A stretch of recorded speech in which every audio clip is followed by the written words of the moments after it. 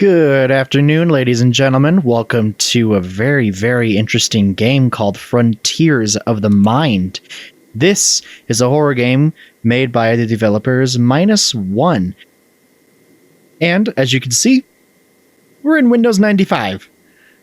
Or is this 98? I don't know. I never used 95 or 98. And, well, immediately, shit's going bad. You know what? I need to turn on... hold on, give me 1 second. There you go. Now, wait.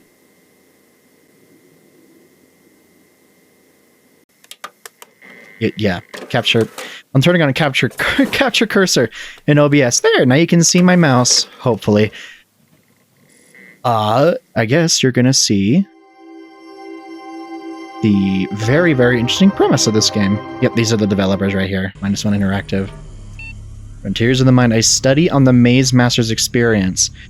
The hook of this game is you are exploring one of those promotional not DVDs, like those promotional interactive weird books. This is before the internet became as ubiquitous as it is. And you would get these the Friends interactive encyclopedia, and you would put it in, and it's this cheesy ass late 90s where you could look at character bios and episode titles and behind the scenes table reads and shit like that. But this is the setup is that this is one of those CDs for the TV show, I believe it is, Maze Masters. I think our CD is a little scratched. Okay. We're cooking. About players, characters, rooms, more experiments, objects, and entities. What the fuck was this? Oh. So just learn what it's about. Between 1987 and 1994, the British channel Network 7 broadcasted 112 episodes of the TV game show Maze Masters, an interactive adventure targeting younger audiences. And these are... Oh, look at this shit. Oh, no shot! Is this Oh, I didn't see that. Is this Legends of the Hidden Temple kind of shit? Remember that? On fucking Nick Gas? Legends of the Hidden Temple. Look at that. They're walking in front of a projector screen, and but in broadcast they put them in something like that. Interesting. Produced by Third Eye Pictures Studio during 8 seasons, Maze Masters was an adventure role-playing game staging groups of teenagers trapped inside a castle. Interesting. Oh shit! Look at that. Oh, that's cool looking. Ooh. Who's this freak? Bertram, the dungeon master, selected the adventurer who would put on a helmet which partially blinded them. In theory, this contestant could only see their own feet and nothing of the world around. Holy shit! Dude, I can already tell the amount of work that went into making all these images and making them look authentic to this era. That's insane. Wait, their 3 companions helped them from afar. Okay. Only those companions could see the rooms and trials. Oh, I could totally fucking see this as a show. Oh yeah, look at that. Oh, I'm sold. Every episode followed the same pattern, although the riddles and settings could change. Only some parts of the show were aired. E. Would you pick the E path or the mouth key path? Ooh. Something tells me this might be a little freaked up. The different sections of the CD-ROM explore the format and the backstage of the show. The idea is to shed a new light on the strange events which have been revealed afterwards. Oh. So, this isn't a promotional kind of thing. What the hell? The names and last names of all the persons involved were changed and their faces digitally transformed. 5 years after the end of the show, the truth about the mystery surrounding Third Eye Pictures' activities has not yet been verified with certainty. Therefore, we wish to protect the anonymity of the persons involved.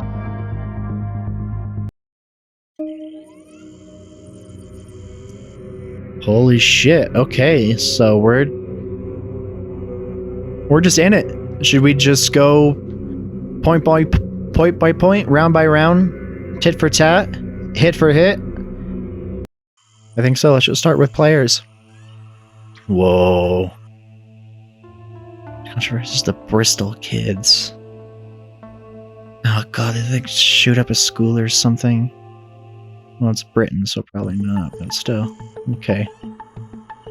Okay. I'm getting into it. Oh, this gives me good vibes. Oh, I think I'm getting it. I'll tell you that, I'm getting it. The children chosen to take part in the show were selected according to a particular process. Oh my god, the fucking music restarting. God in heaven. Dude, I'm in nostalgia hell right now. They look pretty fucking young. These are like 13-year-olds, like at most. First, I had to send a cover letter to the production and to give a certain number of details, such as their school reports, their hobbies, and the sports they practiced, along with all their food intolerances or medical treatments. Interesting. My personal child health record. Oh god, flashbacks to those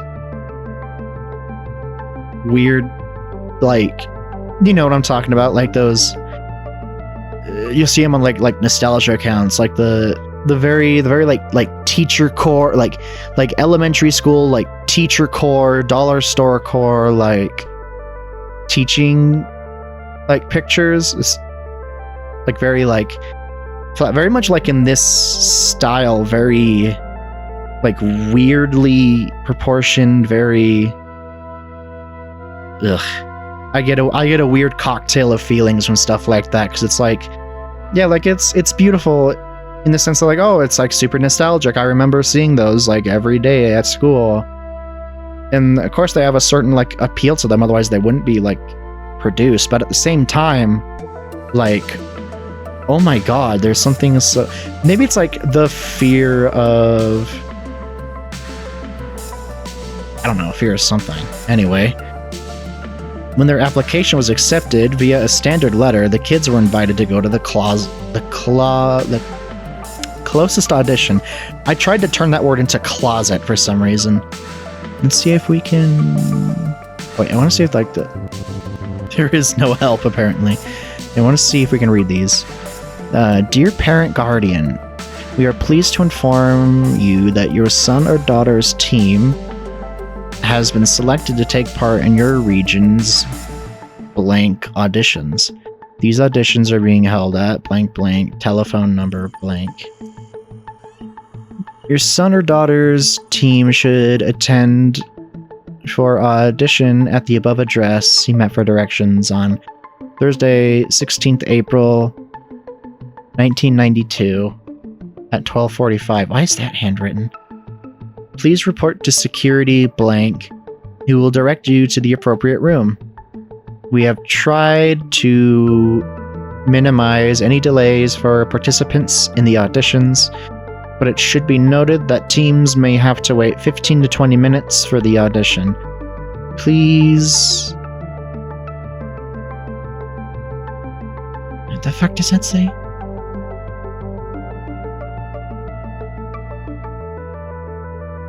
Please coop 8? Please cooperate? I guess like that part was blacked out for some reason. And return as soon as possible the terrible slip at the front of this page confirming your attendance to these auditions. Okay, oh my god. Ugh. British core, Britbonger core. Okay, so these auditions would be held at different like little studios and rental spaces and stuff. Okay, once there, they were introduced to the show writers and to the members of the shooting crew. Right. Looks like I've never... Given my very standout charisma and acting chops, I never had to, like, go to an audition outside of, like, plays, like, for school.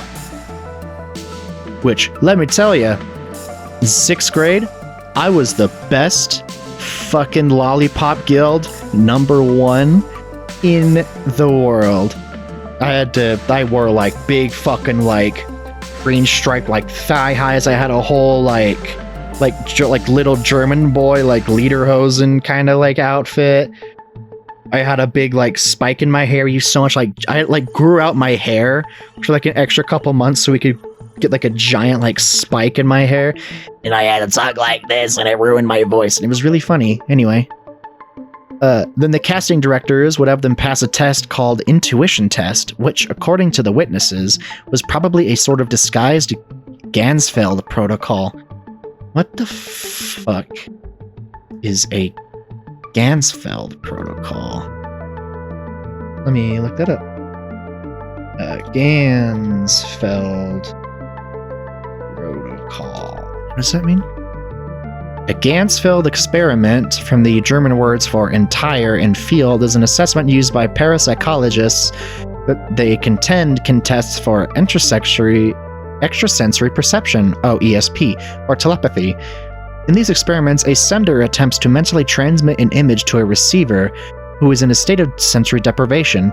The receiver is normally asked to choose between a limited number of options for what the transmission was supposed to be, and parapsychologists who propose that such telepathy is possible argue that rates of success above the expectation from randomness are evidence for ESP.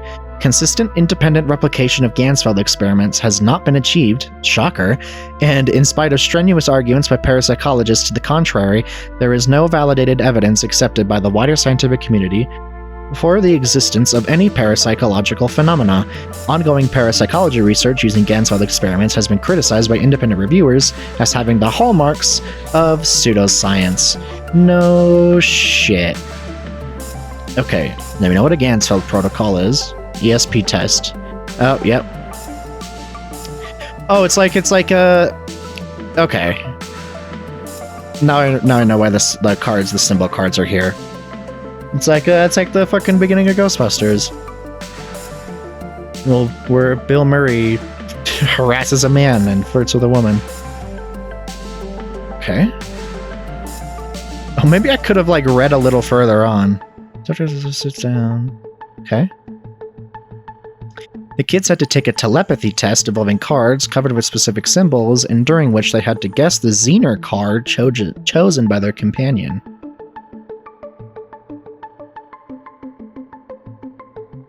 Really funny how I felt the need to immediately Google that when I could just click forward.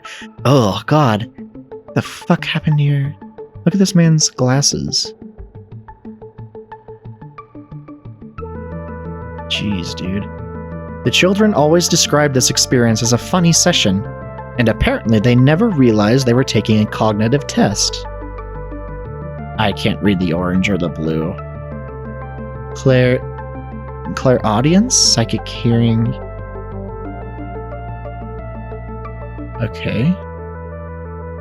Whoa, I saw that bitch. Starting early, huh? We're starting early on this? What the fuck? See if I can quickly take a snapshot of that. Hit. Damn it. Ha! Gotcha. Okay, let me take a screenshot for further use. Wonder if that paused the capture at all. Doesn't look like it. Anyway, in all likelihood, the kids' roles during the show were determined by the results of those tests.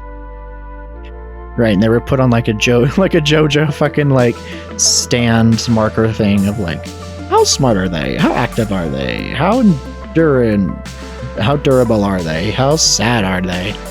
Okay, I can't read that text. Allegedly, the child with the lowest results was assigned to wear the helmet during the episode. Okay. Oh, God. Therefore, the choice made by the Dungeon Master was not arbitrary. It had been planned long before.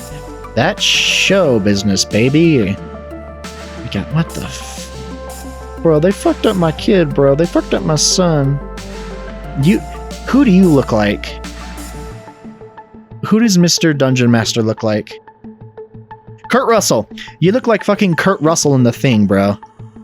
That's another one so soon? Well, I'm gonna have to take another screenshot. Damn it, missed it. Gotcha. Okay, just taking these for reference. Good stock image. That's English, okay. that looked like a different set of letters. The fuck was I gonna say there? A few days later, the kids would receive a phone call telling them if they were selected or not.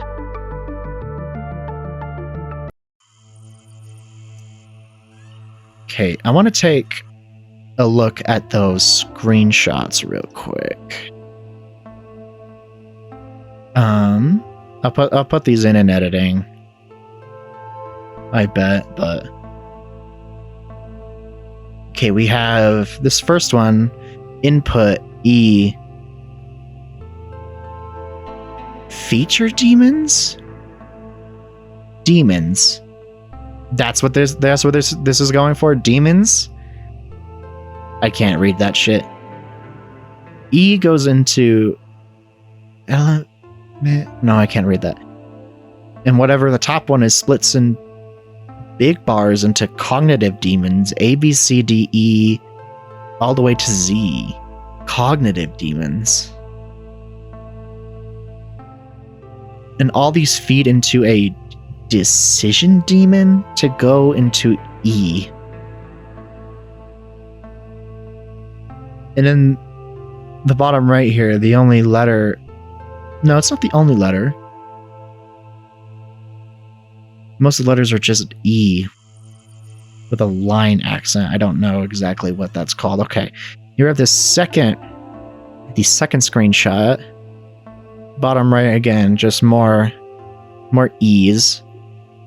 But up here we have A with two halves of O. Girl's face. Okay, like different hemispheres of the brain. Vocal naming. Visual precognition. Okay, I'm sure that's not... that's not meaningful at all. Whoa! Fucky. Okay, let's learn about the Dungeon Master. Bertram was a main figure in this adventure. He was both a companion and a potential threat. Artist, Dungeon Master, Monk, CK Guardian, Lilith? Okay, the wife of Adam. Wall Monster, Olgarth. Oh my god, this is so late 90s, dude. Fuck yes! Take a look at this fucking guy's outfit. Seriously. He should be on Shadowversity. Don't. His objective was to help the players when they needed assistance and to make their journey harder if they sailed through the challenges. Okay. He takes the title of Dungeon Master very seriously, I guess. Holy fuck, dude. It's been so long since I've DM'd a game of Dungeons and Dragons? Yeah. Yeah, I'm so nerdy. I play D&D with my friends, my good group of friends. What is this shield she has on her back? Network 3. He knew by heart all the rules of the game, and he had access to the solutions of all the riddles of the castle. Okay, and you're just like not gonna tell them?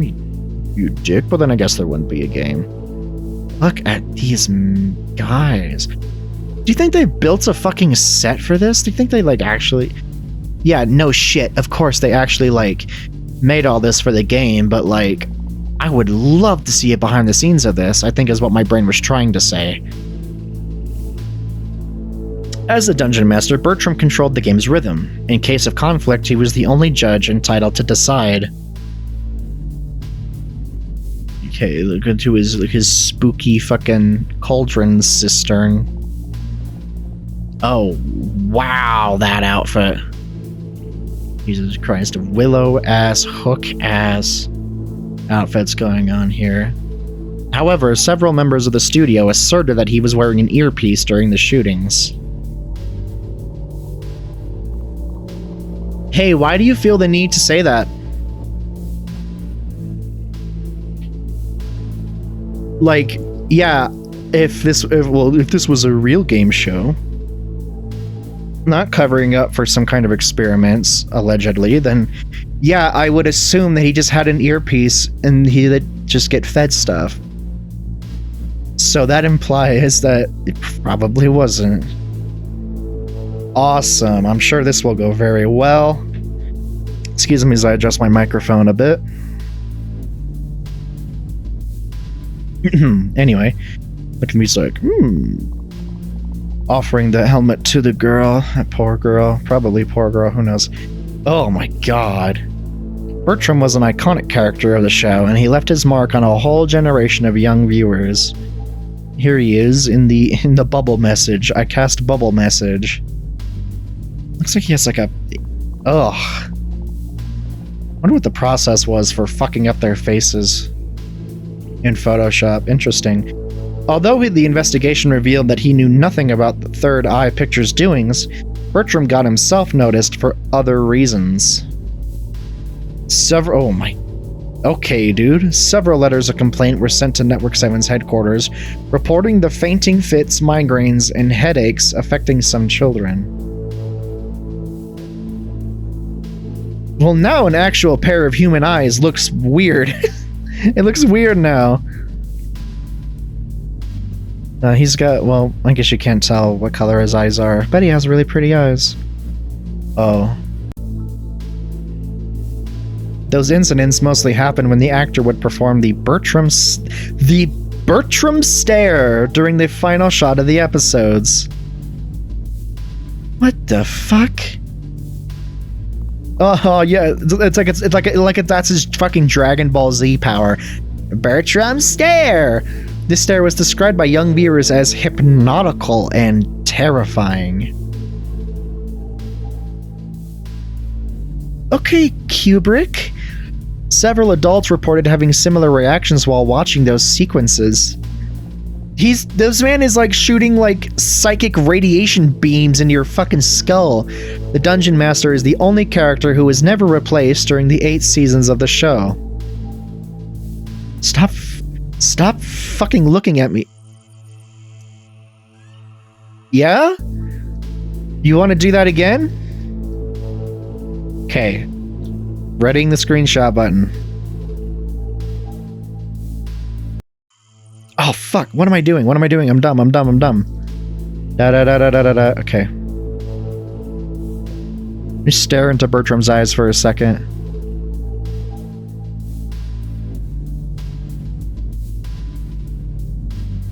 Not getting it. Maybe the effect doesn't work when it's digitized. Okay, now that I can see it still. Let's pull that screenshot up real quick. Doesn't appear to be anything different. It's well, in the TV, it's like a shot of assumedly a TV playing the show. I don't initially see anything fucked up and crazy. Just give it time, I'm sure we will come to regret this. Okay, we have controversies. Okay, here we go. Here we're delving into Netflix / like... We're diving into the true crime documentary portion, okay? You can tell by the music. During the game, the children seemed delighted and it positively affected the show.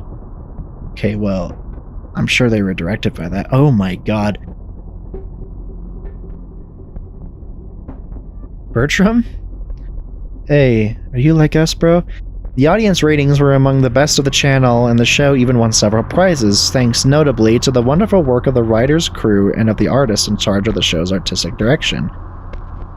I mean, I'll be real, for what I've seen, this show would have fucking banged. Minus the migraine fireworks in the corners of my eyes. Oh, look at this old tech, man. Fuck yes. Sorry, I love this aesthetic. Probably because when I was born and grew up, we were like shifting out of this.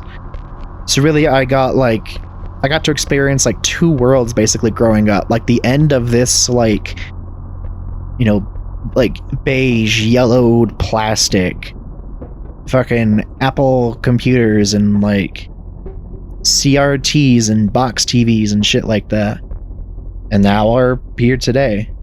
So like the old, like this old world, quote unquote, like it's a fucking zombie movie, feels like such like a very faint but very vivid and like potent memory in the back of my head whenever I like remember stuff that I'd done all throughout my life. Oh, whoa, cool dragon. This guy's not cool. I'm proud that the blind are making impressive, beautiful artwork. Oh, did I miss? No, I didn't. I was wondering if I missed any words down here. I didn't. As for the different experimental protocols, they were always so subtle and so well designed that there never was any suspicion, and they never disturbed the kids in the short and medium term. Protocols. Oh, look at that. Yeah, this girl is wearing like one of those brain sensor hoods. Okay, so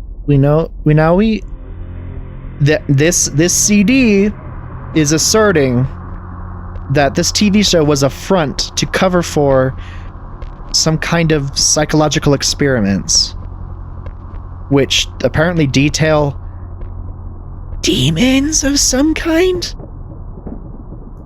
So wait, look at those fucking mist-ass renders. Beautiful. Home. Doesn't look like it. At the end of each adventure, the kids would receive a certificate on which was written a text supposed to cleanse the different parapsychic suggestions to which they had been exposed. Oh, like a hypnosis, kind of like what's the term for that? Not safe word. That's definitely not for kid show. Like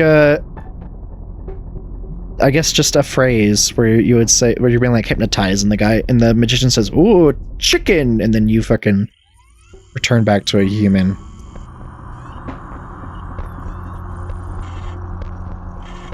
The fuck is wrong with your mouth? It's got like a really thin like scarf, and he's holding like a knight action figure. Although we do not know the exact number of accidents which occurred, 2 of them have been certified.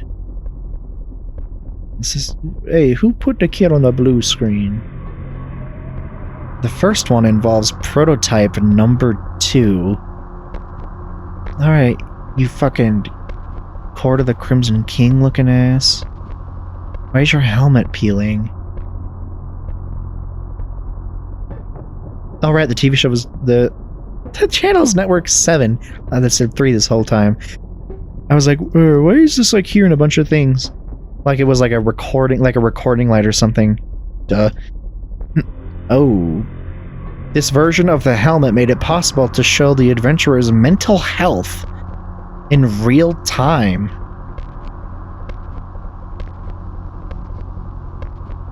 Explain? Thanks to captors connected to the pulse into the back of the kid's eye, the software was supposed to display a face which would change color according to the stress level of the player. Thanks to captors connected to the pulse into the back of the kid's eye. What the fuck? What is this scorn shit? Was the helmet like surgically, like, attached to them or something? And then they were just like, oh, mind wiped, and they didn't remember? Oh, God.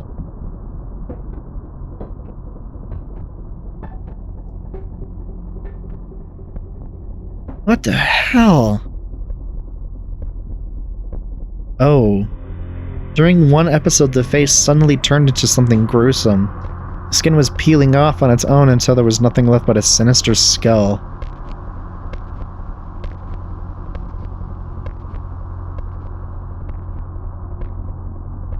Okay, the kid wearing the helmet started to cry uncontrollably, and the episode had to be stopped in order to remove the device from the helmet.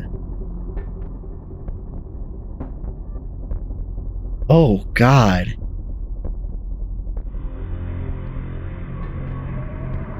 The second incident is even more striking, and apparently it was not related to the helmet itself, since no particular device had been integrated during this episode. Oh, good lord, bro, Cicero. In the course of a discussion with the Jester, the player suddenly had an important nosebleed beneath the helmet. Important. The so-called nosebleed episode turned out to be the starting point of the problems related to the Jester. Oh god, yeah, that's...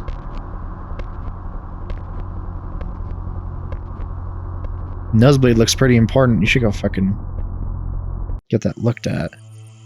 Okay, I didn't notice any insane, like, psycho analog horror distortion thing in that. So I guess we're safe to just go on to the Bristol kids. Oh my lord. Those are some Bristol kids, if I've ever seen them. Any, like... All the math in the background is Greek to me. The cases of the Bristol kids date back to the pilot episode, which was supposed to convince potential broadcasters to buy the show. That is what a pilot episode is. The contestants were around 14 years old at the time of shooting, in 1986, and they must be around 30 today. Okay. Definitely looks like it had a pilot budget. We ignore the protocols the players were exposed to, and it took several years for the disturbing points to be revealed. Some of the wordings on these slides are a little... odd? Yeah, I gotta say this. Epic. These faces are much less distorted than some of the others. I can't read what that says. It says Maze Masters and says this is to certify that... Oh, it's the certificate they got. The four young winners pursued brilliant studies right after the show, although they initially had low to middling grades in school. Whoa. They all developed particular skill in biology and maths, so much that they had skipped several years and joined special curriculums. An early success story? Look at me, I got put in AP Math. You're not special. I had AP Literature and AP English, and I didn't even need to get brainwashed by demons. Oh god, flashbacks to fucking AP Lit and AP English. Oh god. I wrote so many essays anyway. They all developed particular skill. Oh, right. Some like very... Oh my god, he's doing a digital jig. The most disturbing element is that those young people did not know each other before the show, and they did not keep in touch in any particular way after the shooting. How is that disturbing, really? Eventually, in 1996, the four former contestants were invited all together, and by chance, to the prize-giving ceremony of a mathematics award, and that is where they connected the dots. Oh, I see. Welcome annual conference and exhibit. So, just the general one, the worldwide one. Information lose tech support registration. Oh yeah, look at these guys. They grew up. With my doctorates, I can't read any of the text on the flowchart in the background. Whoa, that's a cool fucking Magdalena Bay cover. Proving the connection with the show would ultimately involve some speculations, but their participation to Maze Master's pilot episode is the only common point between these four gifted people. Either insane coincidence or... oh god. Why is the wall monster zapping this poor child with orange lightning? So yeah, this is all either an insanely cool coincidence, or maybe I'm playing a horror game. No similar event has been reported with other contestants. Okay, I guess those were the Bristol kids. We are, holy shit, we are almost 40 minutes in and we've gotten to 2 things. Let's just jump right in and get the, oh hell yeah, this is where we get insane. Just get allies.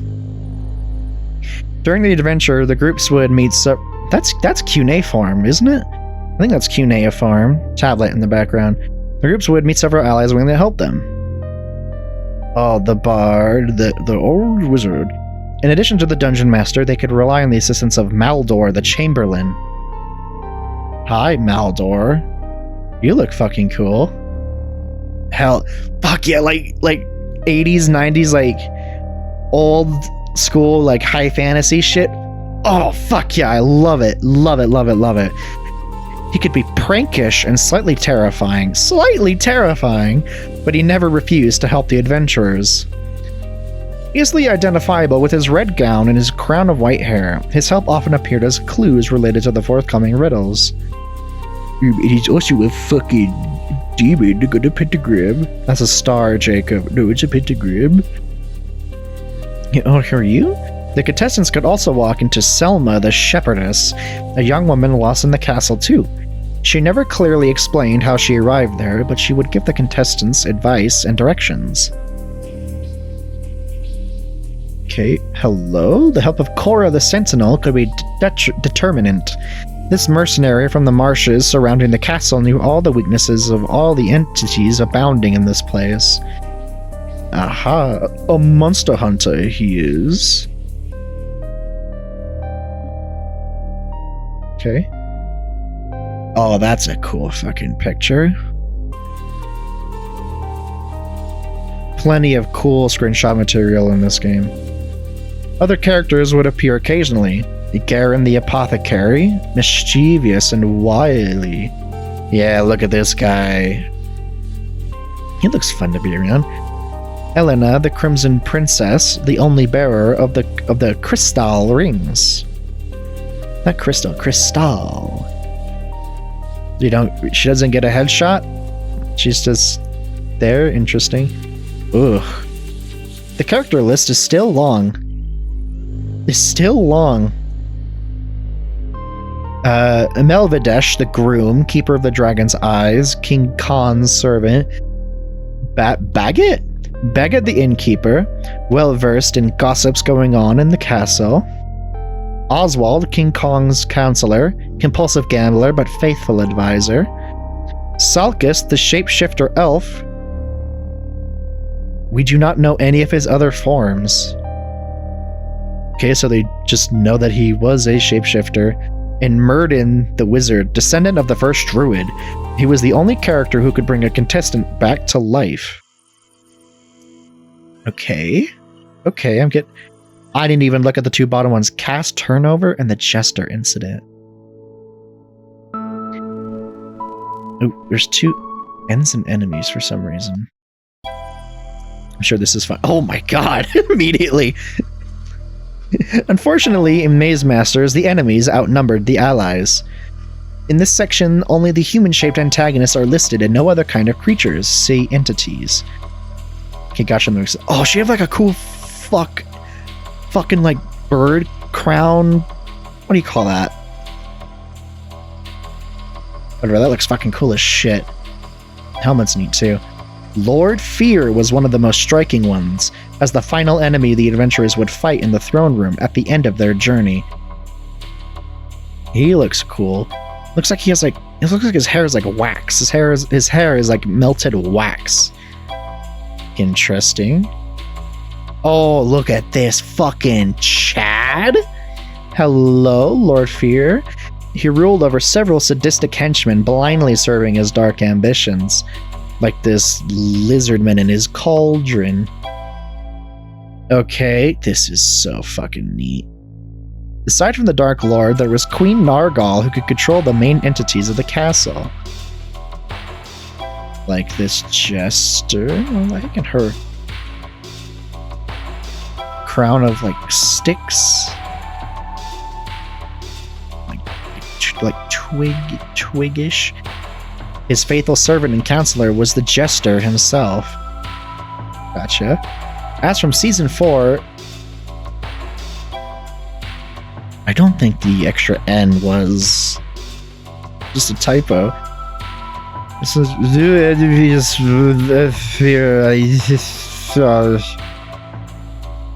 good to know.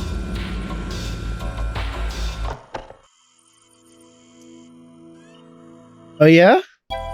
Nothing I can't beat with my screenshot powers. Okay, it was right here. Nope. Okay, there's nothing. Wait till the screen changes again.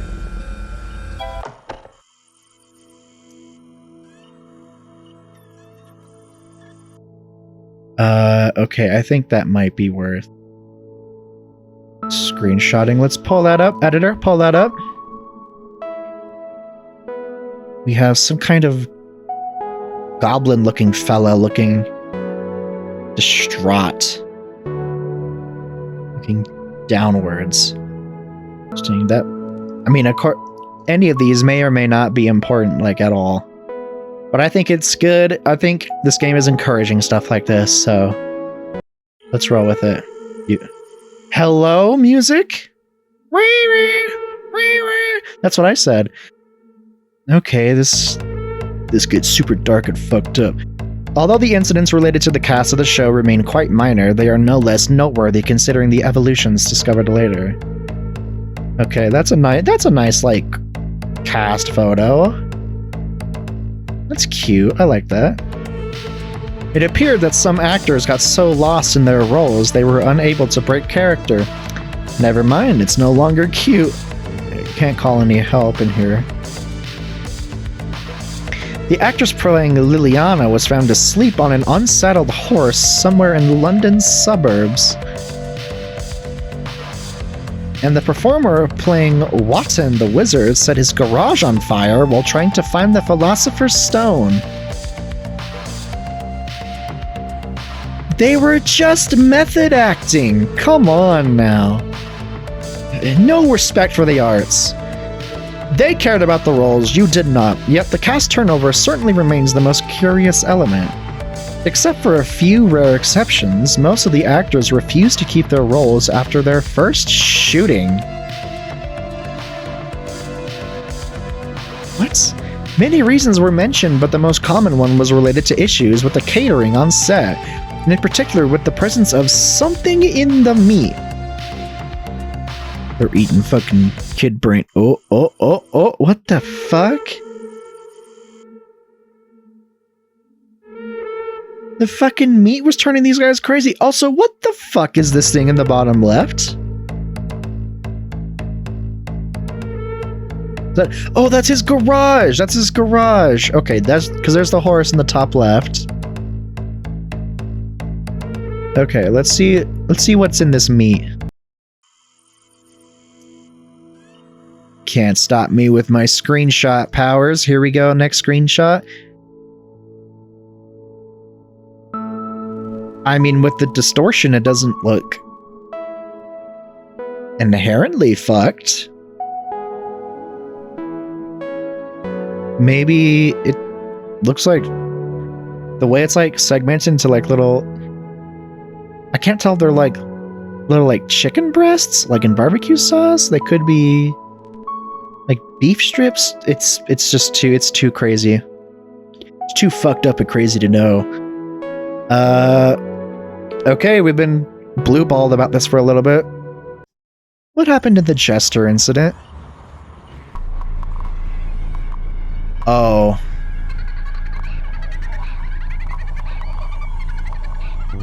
Help. Help. I need help.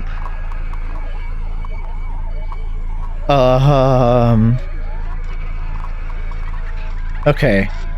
Need a code. How many digits? 6. Oh, I see. Okay. Slide 1, he standing there looking mighty proud of himself. Stage 2. There are multiple Jesters. 3.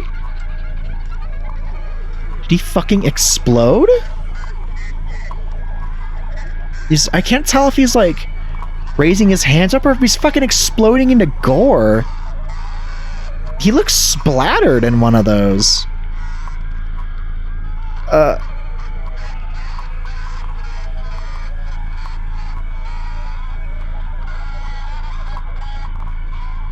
Okay, I don't know what the fuck to make of this. He's like, oh no, something happened. There's still more of him. Yeah, no. Okay, is that him just going like, bah? No. He's too centralized. You can't, like, spread out that far, can you? He's, like, exploding!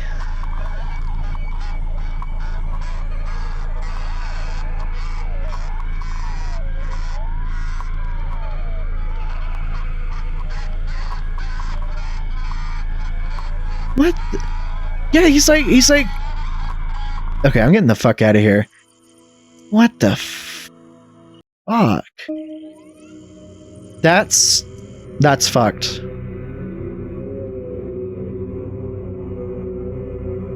Jester's fucked. He like multiplied. He reproduced asexually and then he fucking exploded.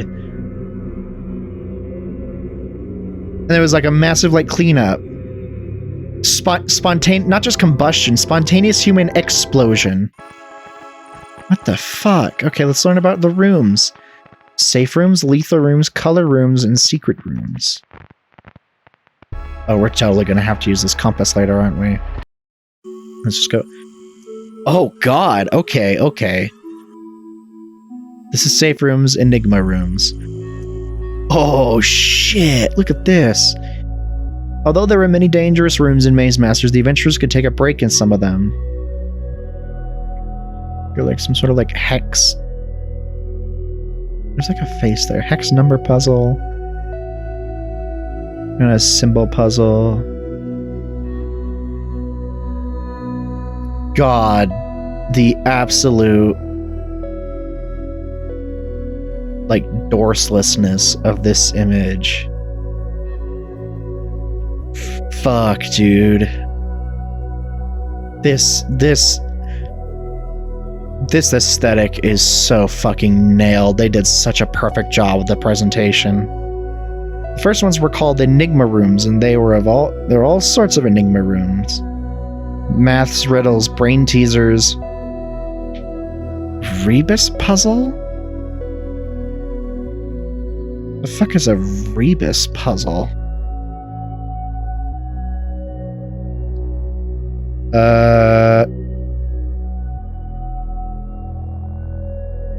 What the fuck is it? Hold on, am I dumb? What the fuck is a Rebus puzzle? Oh, Rebus puzzle is like one of those things where it has like the word age 3 times, and the middle one is like a different color, and the answer would be like middle age. You know what I mean? Like those little like picture puzzles where you have to like guess the phrase by like one like obscure or weird picture. Okay. In these rooms, the 3 assistant players could be particularly useful. Yeah, look at that. Bertram would only give clues if the team manifested signs of weakness. Encounter rooms. Doesn't sound like a safe room. Encounter rooms were rooms where the bearer of the helmet would meet a character or peaceful creature. He doesn't look fucking peaceful. On very few occasions, the Enigma room could serve as an encounter room. Well, there's the fucking Jester. Really? That's it? Okay, empty rooms. Okay, that's some liminal shit. Empty rooms were statistically very rare, but they could still be found from time to time. They could be mistaken for the rooms inhabited by the wall monsters. I guess we'll read about them in a bit. Although they could offer a short break, they were neglected by the adventurers who never stayed there for long. I mean, who the fuck would? These are fucking horrifying. Some said that they felt uncomfortable in these rooms, while others would explicitly speak of the fear they inspired in them. Yeah, look at this, like, vermish shit. Horrible. Fucking King Durin, or whatever the fuck that dwarf was named in Moria's tomb. The speed room spinning at 1 billion miles an hour. The Vampire Fang Cave. Despite their very... I didn't miss anything, right? Oh, duh, I didn't read that. Okay. But the most common emotion mentioned by the contestants is that of a feeling of unbearable melancholy. Despite their very young age, the contestants said that they experienced the emotions of an old person on the verge of death. All of them said that? I guess if I was an old man about to die, I would be a little melancholy, wouldn't I? Some of them would feel regrets and remorse related to notions they could not explain. The fuck is that supposed to mean? Oh, I regret not asking out to Lily in 1954. The production eventually stopped using those empty rooms due to the players' negative feedback. Yeah, again, like, holy shit, look at these fucking things. Aesthetic as hell, but like, you're not gonna catch me sleeping in them. However, some of these rooms never ceased to appear in spite of this decision, triggering a wave of panic and confusion among the production crews. Well, like, just people... Huh? People like the production room, like, made... When they pick one of these, the guy goes, holy shit! Again, I can see why that shit sucks. We have healing rooms. Healing rooms were rather rare, but appreciated when they appeared. They gave the adventurers a few precious health points, and without them, some teams would have probably failed. In addition to the rooms, some items from the choice trial could also provide some health points, like meat pie and key, swallow the key. During the last scene of the adventure, the players could also receive some bonus points according to the number of health points remaining at the end of the journey. Right. Oh god, that rainbow? Okay, let's learn about lethal rooms. Wow, that's a bit on the fucking nose, isn't it? Bomb rooms. Does the music really have to be like this? Some rooms contain huge bombs set up by Lord Fear's henchmen. Those are big-ass bombs. If a player stepped into one of those rooms, their friends had only 30 seconds to guide the player towards the closest exit. Okay. That's not the skull, right? That's not the skull from, like, the helmet cam. Is it? What a fucking place to have a mental breakdown if it is. If a player stepped into... Oh, right. Okay, yeah, look at these, man. If they could not do it within the allotted time, the bomb exploded and the game was lost. Holy shit. Just an instant chaos.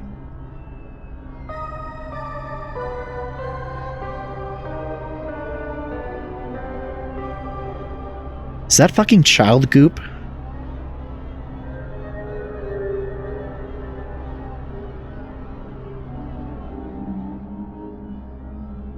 Oh, fuck. Oh, no. This is bad. Trap rooms. More child gore coming right up. Apart from the bomb rooms, the players could also walk into what was called a trap room. Yes. There were different types of them, and just like the bomb rooms, the player had to follow their friends' indications in order to escape the threats. So you got, like, pokey spears, moving platforms, little mazes, got it. Circular saws, blades tied to pendulums, huge gaps in the ground. There were a great number of threats. Keep it like, what the fuck would the show when they got hit? They failed, the players would lose points. If the number of health points reached 0, the game is over. Shortcut. Awesome. There's that fucking skull that I hate. Against all odds, no incident was reported in those rooms during the show.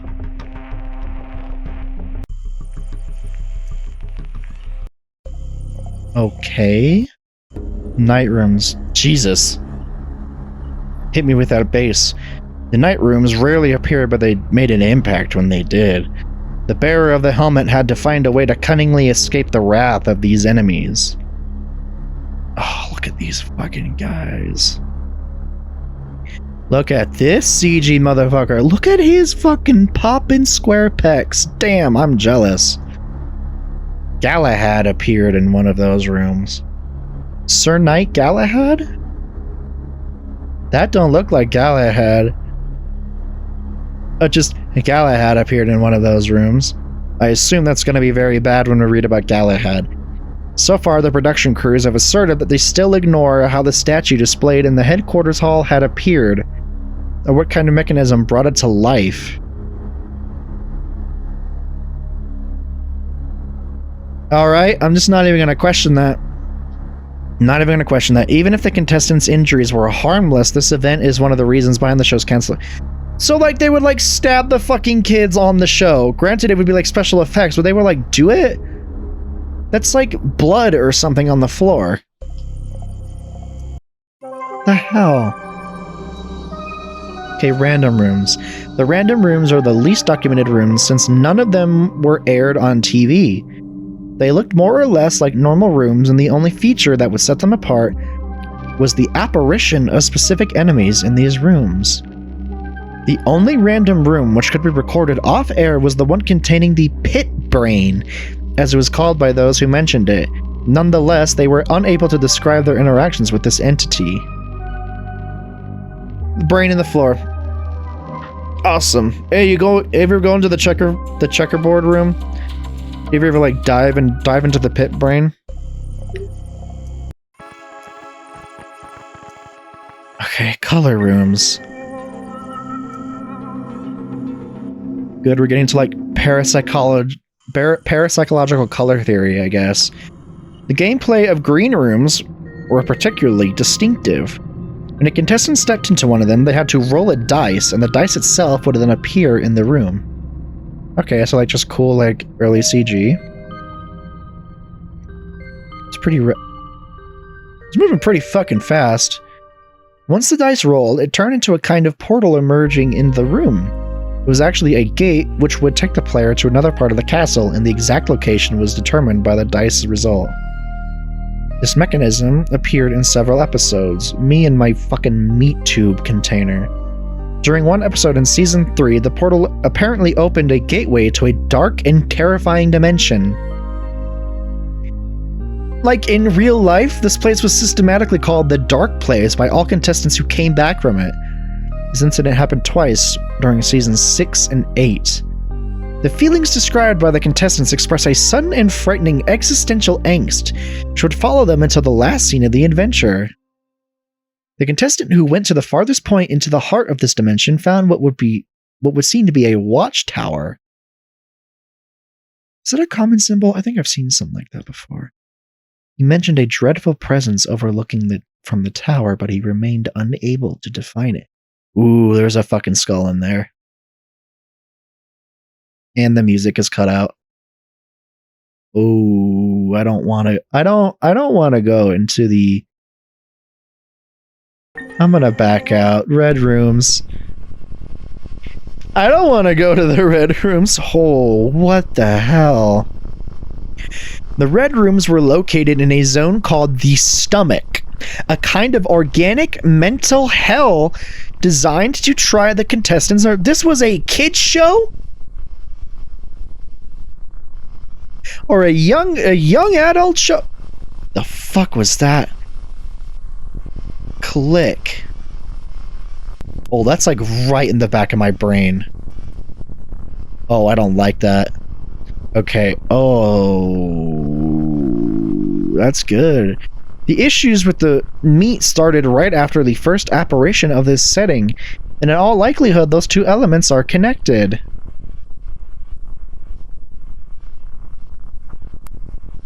You got demon meat in your fucking...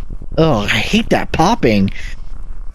After a few airings of this setting, the production definitively removed it, since they had received many complaints from families who deemed it too gory for such a young audience. Yeah, no shit!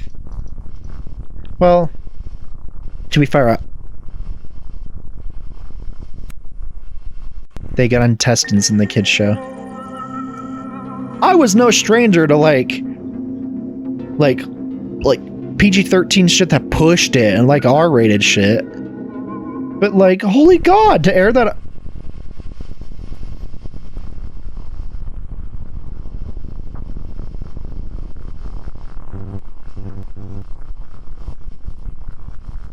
I don't like the yellow room. Who are you? You're like beckoning me to come down a hallway or something. Who the fuck are you? I guess we can't read about yellow rooms. What about blue rooms? This just keeps getting better and better. Up to now, the blue rooms have remained mysterious. Yeah? Created by Jay. The fuck is Jay? As some sort of mental trial which could only be crossed with a substantial mental health. The blue rooms would trigger particular visions related to a dizzying dimension reminiscent of brutalism. Every contestant, even remotely fragile, could only stay there for a very few moments.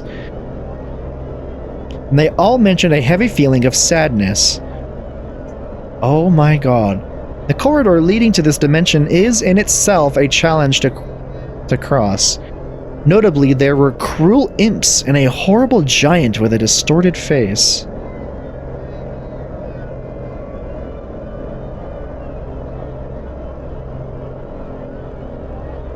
Oh, yeah. Oh, God. Hello, Harry, he says. If the contestants managed to avoid them, they could step into the zone. Several images have been recorded, but their content makes every attempt to analyze them useless. Jay's pages on this matter seem to have disappeared from his research notebooks.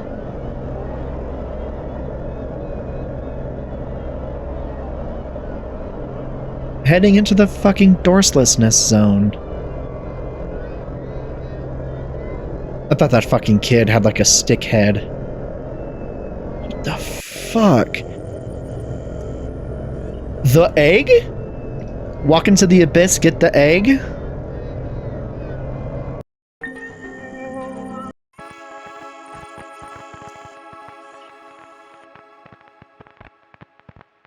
Okay, let's get to secret room. Meat rooms! You've heard of the back rooms. Get your fucking tight pussy ready for the meat rooms. That's on the internet forever. I said that. Dark rooms. Hey, guys, I'm starting to think that maybe the demons mentioned in that screenshot are actually kind of real. Maybe we should... Oh, maybe we shouldn't have fucking communed with the deep dark demons, huh? Okay, I'll go back from the dark rooms then. How about that? Meat rooms? This section addresses one of the strangest mysteries surrounding the show. Yeah, the fucking Mr. Meatball there. What are you writing down? Adverse reactions to Mr. Meatball. Right after the first Jester left, a certain number of events happened. All meat related. What do you mean they just spontaneously occurred? Apart from the panic concerning the catering, several rooms in the castle were found packed with pieces of rotten meat, taking the place of the props that were supposed to be there. Has this ever happened to you? You get home after a nice long day at work, you jump right into bed and uh-oh, it's rotting meat. Well, we don't have the answer. Go fuck yourself. Ugh. Meat eggs. Even if the crew in charge of the scenery denied everything, the events blew out of proportion in increasingly troubling ways. The production... Oh, they sound like a sacrificial altar. The production even had to install security cameras on set in order to try and identify the culprit, but it remained useless. It would seem that the meat appeared on its own. Is that a fucking... Is that a turkey? Is that like a chicken turkey brain? Something curled up towards the back and bottom. Apparently, the radical decision from Season 6, introducing three-dimensional scenery, put an end to these manifestations. Yeah, I'm sure it aura rooms. On the topic of mind grains. The different documents found after Jay went... Does Jay mean Jester, then? No. Proved that he was particularly interested in aura phenomena and the Kirlian effect. Alright, let's open a third tab. Kirlian effect. What the fuck is this? Go to the Wikipedia. Kirlian photography is a collection of photographic techniques used to capture the phenomena of electrical coronal discharges. It is named after Soviet scientist Semyon Kirlian, who in 1939 accidentally discovered that if an object on a photographic plate is connected to a high voltage source, an image is produced on the photographic plate. The technique has been variously known as electrophotography, corona discharge photography, that word, I can't fucking say it apparently. Bioelectrography, gas discharge visualization, electrophotonic imaging, and in Russian literature, Kirlianography. Interesting.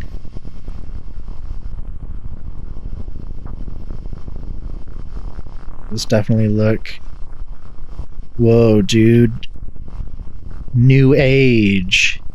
Obsessed with all the alternative ways that would allow him to corroborate his theories, Jay was convinced that auras could confirm the efficiency of his protocols. Like, damn, bro, he's fucking ripped.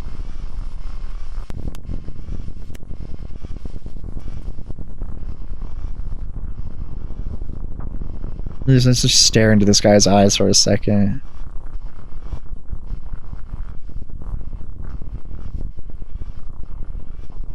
Okay, in one of the rooms of the castle, there would be special cameras which could capture and show auras on screen. Yep, okay, you can just do that. Got it. Quite unexpectedly, only the aura of the room itself appeared, but no human presence was ever recorded by the captor. The aura of the room. However, oh, that is some cult shit. That's some Heaven's Gate imagery. However, the room seemed to glow with different colors according to the number of health points of the contestants. Since the results were not satisfying enough, the process was quickly dismissed. If that's a fucking eyeball, I just noticed that is a fucking eyeball in the well. Yeah, this is great. Oh, you know, I started off thinking I would have loved to watch this show as a kid. No. The well rooms would appear at random, and I was into some spooky shit, but if this was like constant, I think I would just end up avoiding it. If a well had actually been built especially for the needs of the show, the original prop painted by an artist disappeared from the studio. After the theft, wells started to emerge from the ground in random scenes. Just like the meat apparitions, this issue was stopped by the shift to digital scenery. The most striking well was the one leading to the purple dimension. See keys.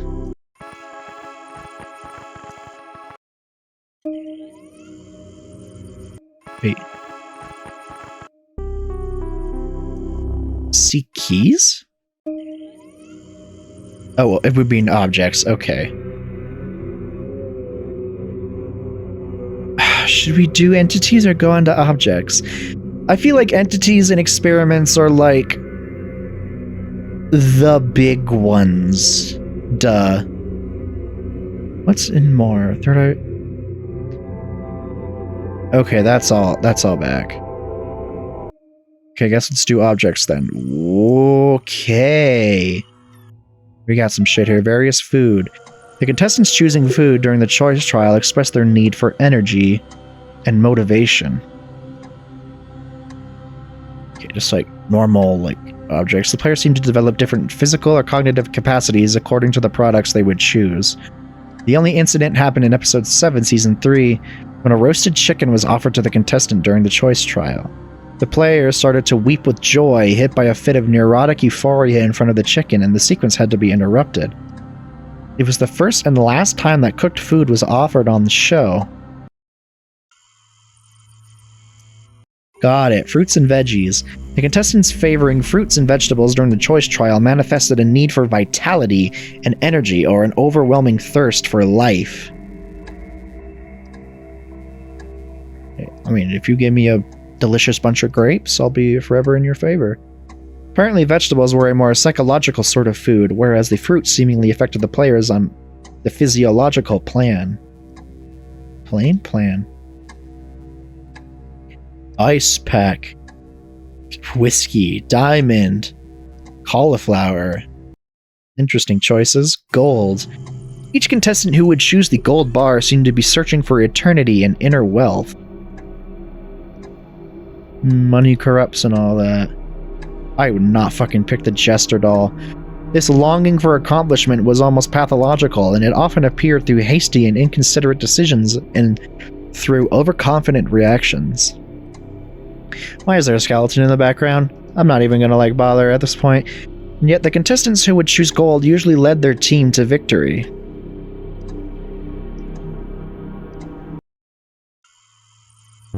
Seems ambition or something. The contestant who would choose the key expressed a longing for freedom and knowledge, a need to unlock a zone in their own mind, or to express their determination to resolve a complex inner conflict. Apparently, a specific protocol was implemented to the bearers of the helmet who would choose the key. Many among them could access the Land of Dream. This process generally followed these steps. When a contestant chose the key, it triggered the apparition of a special well in one of the nearby rooms. If the contestant decided to step into it, they could access this purple dimension, as Jay would sometimes call it in his notes. Put your fucking foot right in this old hag's mouth.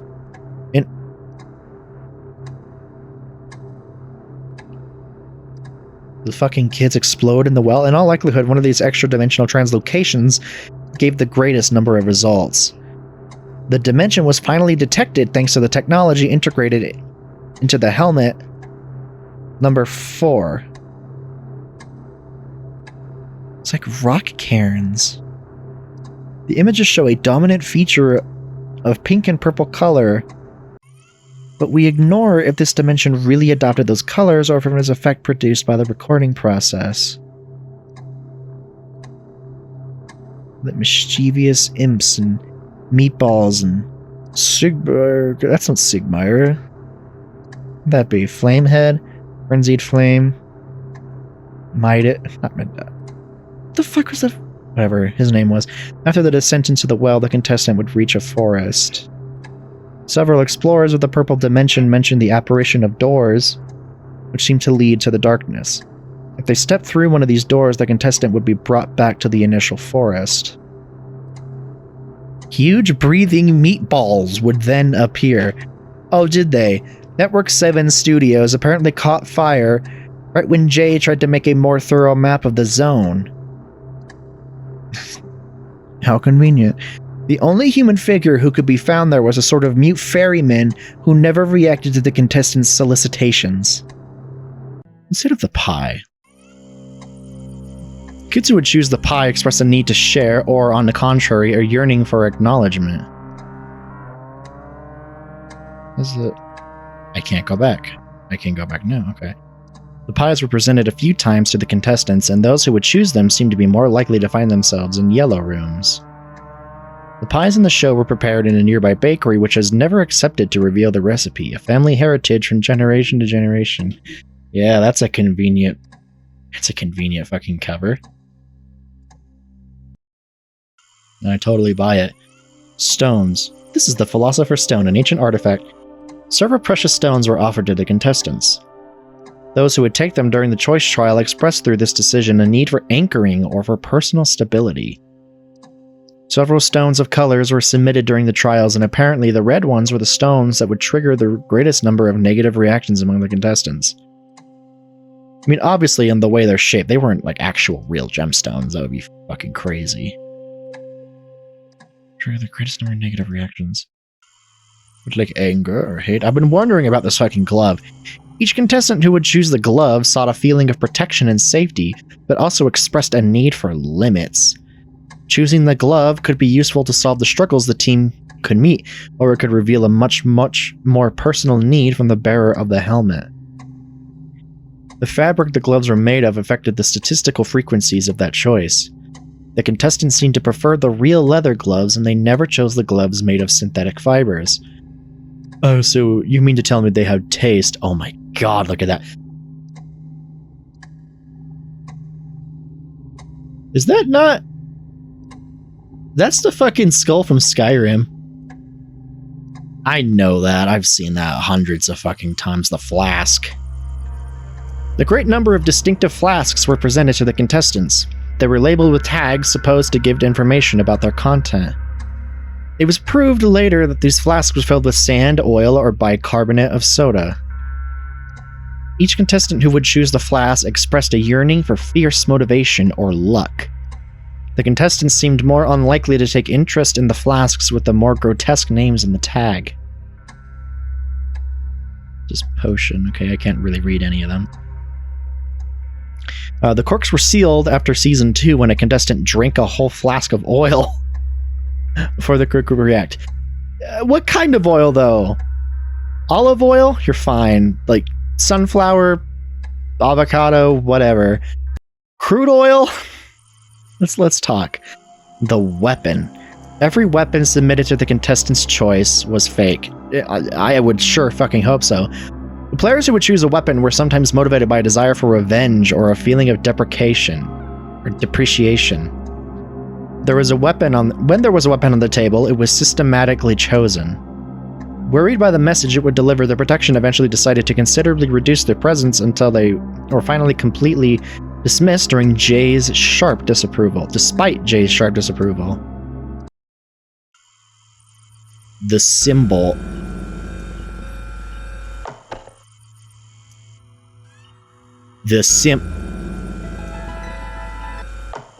Okay, I guess we're not picking the symbol. The bone. All the contestants who would select the bone during the choice trial seemed to be motivated by a need for rebirth, or for a sort of psychological reinvention. Interesting. Choosing the bone was about accepting your own endings in order to live again.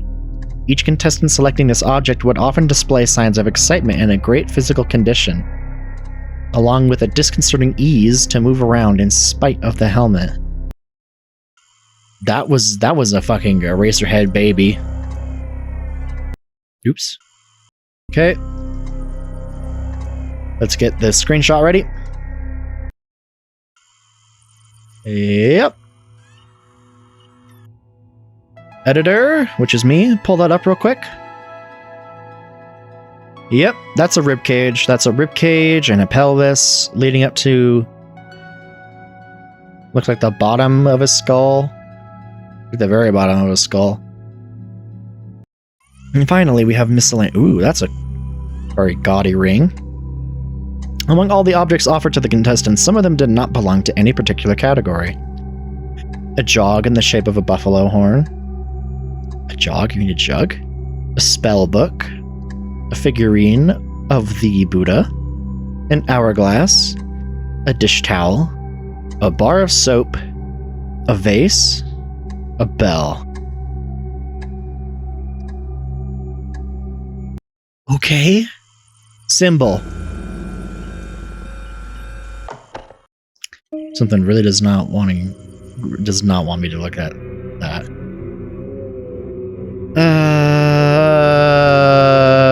Okay. Let's take the big chomp, I guess.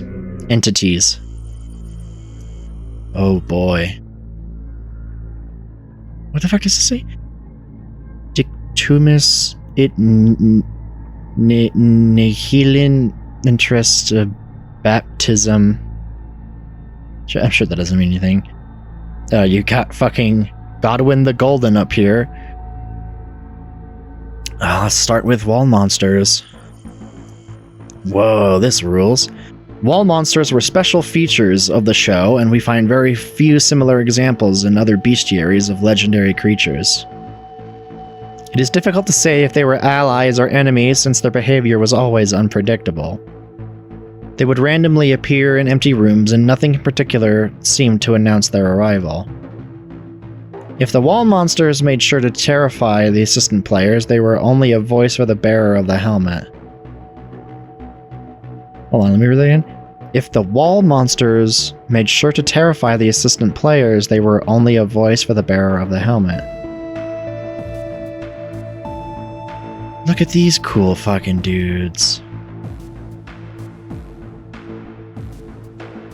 Oh, I liked him. Somehow they represented the spirit of the castle. They knew its history, and they had watched the adventures of all players. God, look at these fucking... Oh, you can... I love how you can see just where the model begins. That's so cool. When we try to decipher their particular way of communication, we find in their words a sort of ancient wisdom. Oh. Their size and colors reveal how dangerous they could become. However, oh, there he is in the back there. However, the production crews asserted they were not to blame for the apparition of a face in the altar room during the Season 4 finale. Oh, you weren't? Yeah, that's him. Fucking you're not perfect looking ass. Okay, we have regular Crete. Oh my god. Let's just... I can't click on them.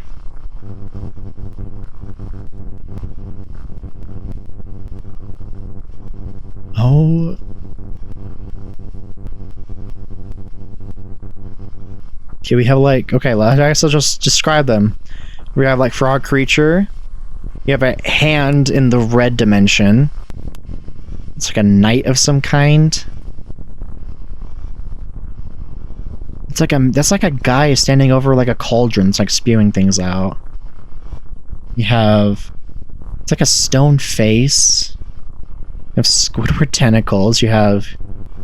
what appears to be a fucking face hugger. Like a golden skull. Another stone face. A flying skull. Like an idol. Fucking Nazgul. A Hyliard Wolnir with his fucking bracelets. Door eyes, maybe like a mimic. Looks like a frog or a toad or something. It's like someone like stuck to the ceiling. Like a fairy. I like the slime though. The slime's cute. Okay, I guess we're not learning about the creatures, about the anomalies. I probably should have expected that.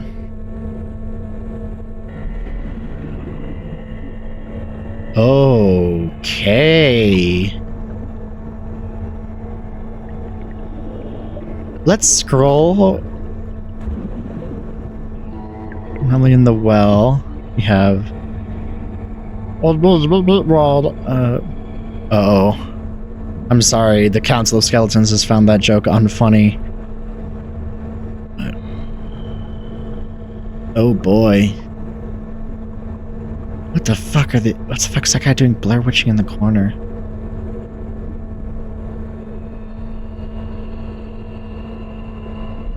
Are those meatballs? Oh, fuck, you're cool.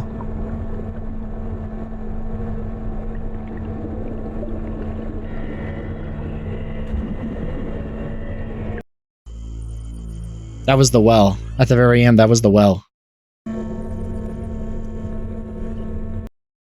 Yeah, yeah. Alright! That was easily the, most... Let's read about the experiments then, shall we? Okay. We have... Oh, the helmet, the helmet, the helmet.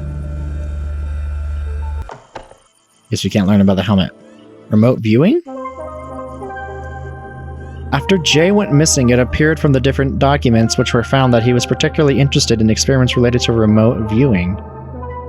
Okay, this is like, it's like the test that the kids had to do to get auditioned. Jay was captivated by the... I didn't miss anything, right? Okay. Jay was captivated by the CIA's research on this matter.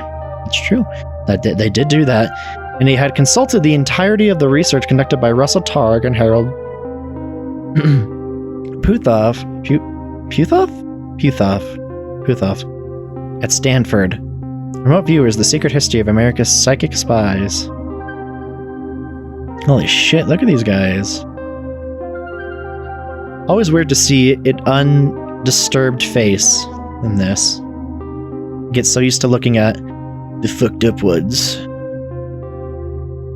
In his notes, Jay mentions the mysterious Oracle project, and we believe it could be related to Protocol 12. Oh, it could it? During the last 3 seasons of Maze Masters, the helmet was probably equipped with a device allowing a kind of remote viewing, but no proof of results or related to that research has ever been found. I mean, the fucking thing was like attached to the back of kids' eyes, apparently. It's a man strangling in a bed. Hey, you go the fuck back right now. I think there's a little too much there for me to... Opening a door, roof... Okay, we have our work cut off for this one. We have our work cut out for this. Screenshot time.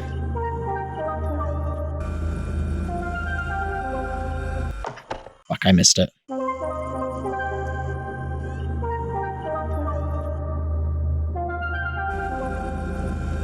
Okay. We have a couple of things to catch here. What's that? There was like... Look at that diagram a little later. It's like...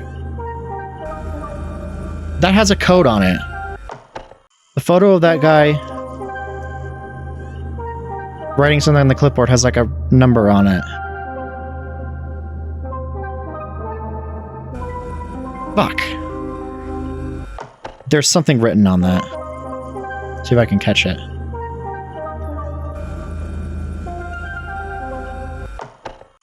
Well, I got something else. Come on. Come on, fingers, work. Damn it.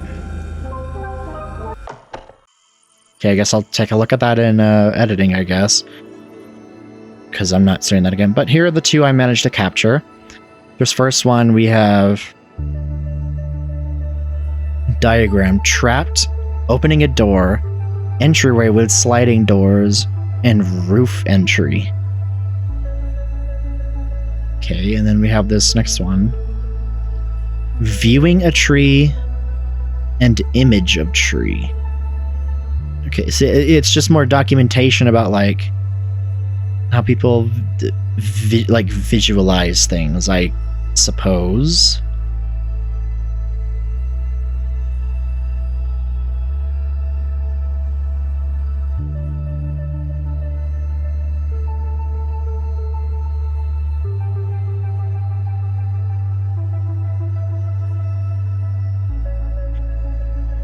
Okay, let's go to hallucinogens, you say?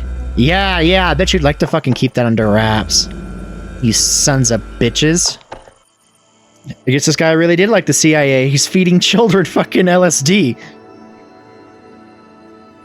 Okay, disclaimer, I don't know if the CIA actually gave the LSD to children. Probably not. Whatever. Brain camera?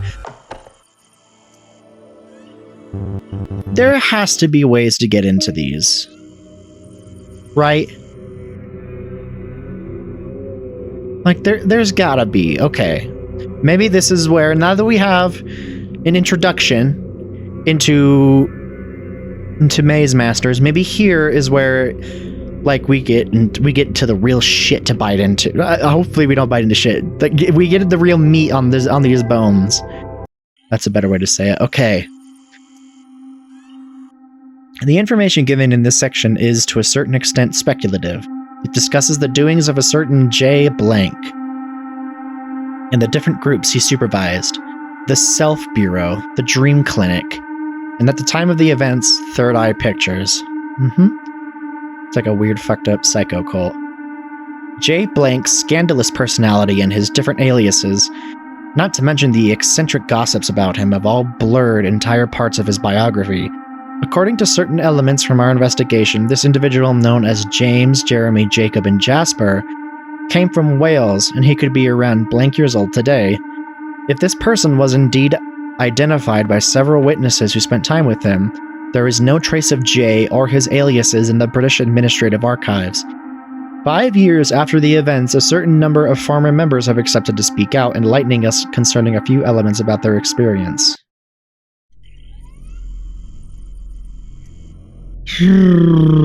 Oh boy, this is when shit gets fuck. Okay. Yep, we're getting into real conspiracy shit.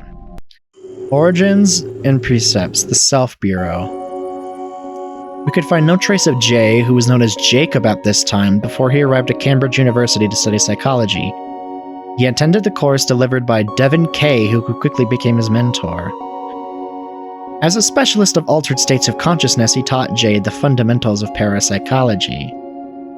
We ignore the true extent of their collaboration. It became more than an academic one. He won Young Scientist of the Year. Jay would spend all his time in his teacher's lab, and he had to retake a year on account of his many absences. Doing brain scans, gotcha. 4 years later, Devin Kay was diagnosed with a rare disease and left the academic world.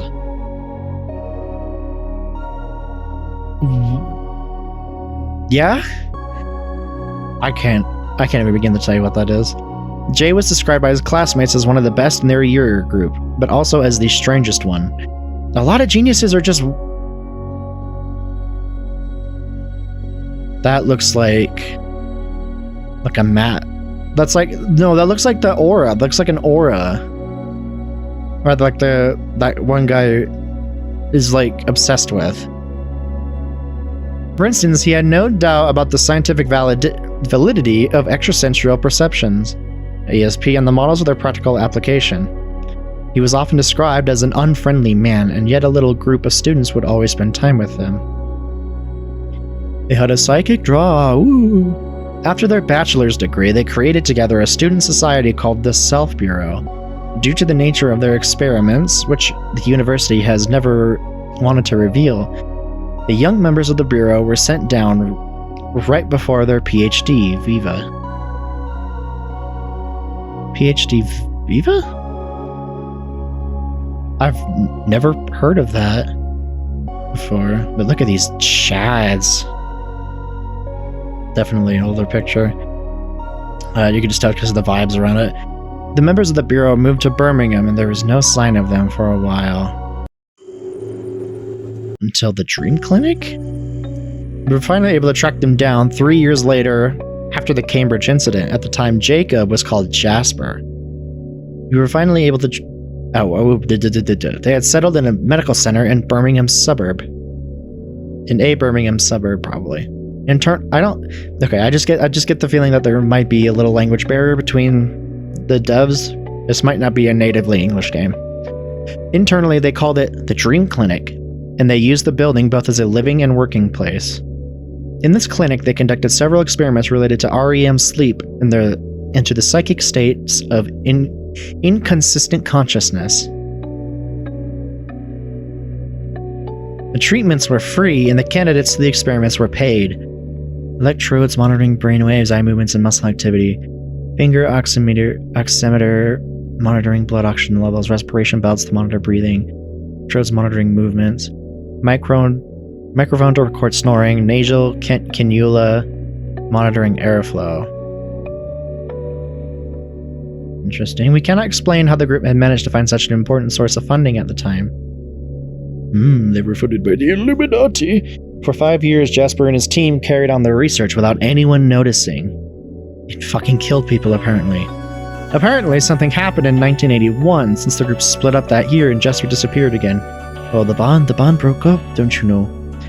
Thanks to the testimony given by Terrence B., we were able to trace the nature of the research conducted by Jasper, but also the reasons behind the ascension of the group. During the first 2 years, the team made a major breakthrough, decisive for the forthcoming events. Yeah, it definitely fucking looks like that. They argued they had identified a dream dimension containing spatio-persistent places and zones which could be visited. Lucid dreaming, but real. The starting point of the discovery was the case of Norma T., a young woman suffering from nightmare terrors since childhood. God, I had night terrors as like a little kid. I'm so fucking glad I don't remember any of them. Thanks to an ultrasound therapy treatment paired with hypnotic suggestions. I did have a really fucking horrifying sleep paralysis episode though, and I remember that very fucking clearly. That's a core memory. Thanks to ultrasound therapy treatment paired with hypnotic suggestions, Jasper managed to help the patient. Oh yeah, I love all this pseudoscience shit. Look at that. That Norma became subject to recurring oniric visions, which lasted several weeks.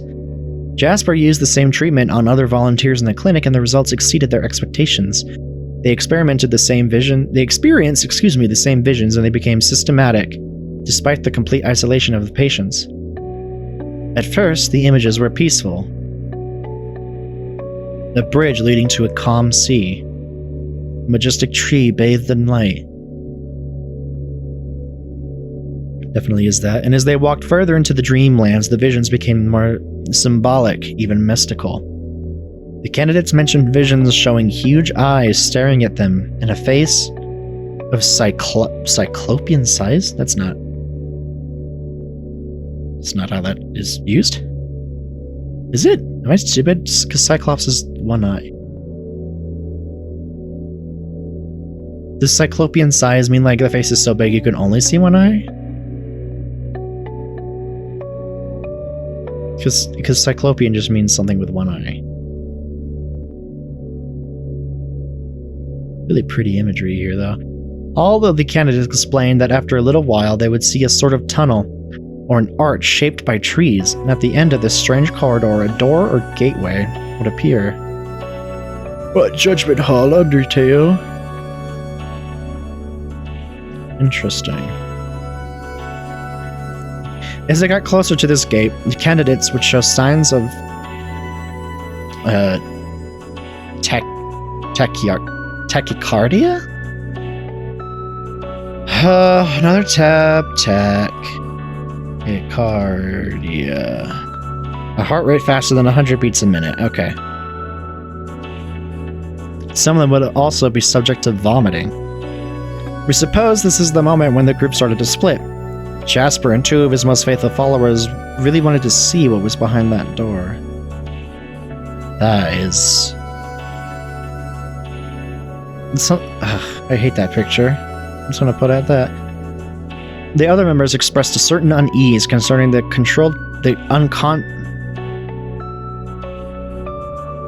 Sorry, that took me a second to process. Uncontrolled protocol and possible effects on the candidates who had not given their full consent. Jesus. Despite those dissensions, one last experiment was conducted on 10 or so candidates who were given an anti-nausea medicine. That's good. That's good. Good bedpan.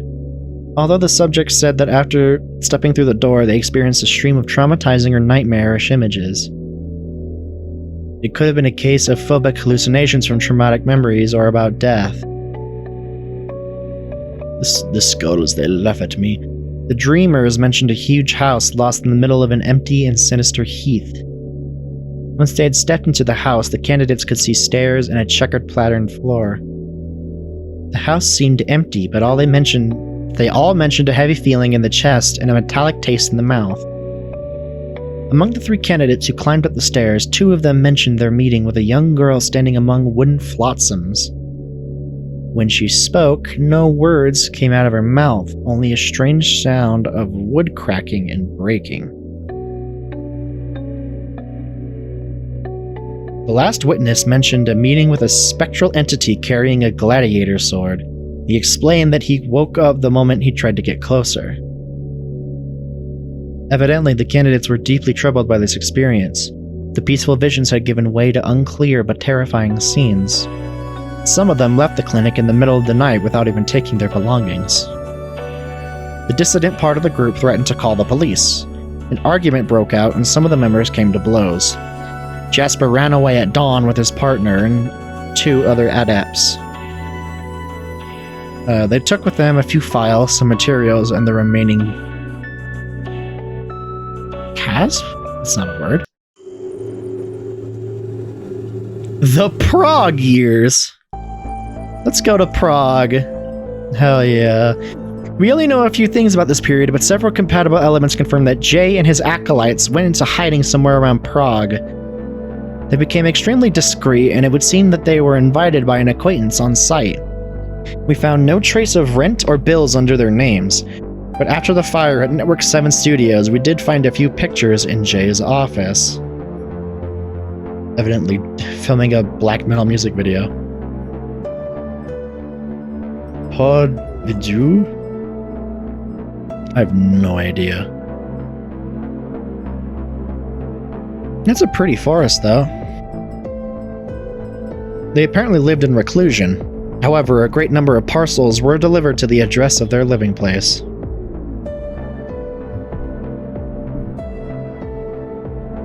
It doesn't seem very secluded to me.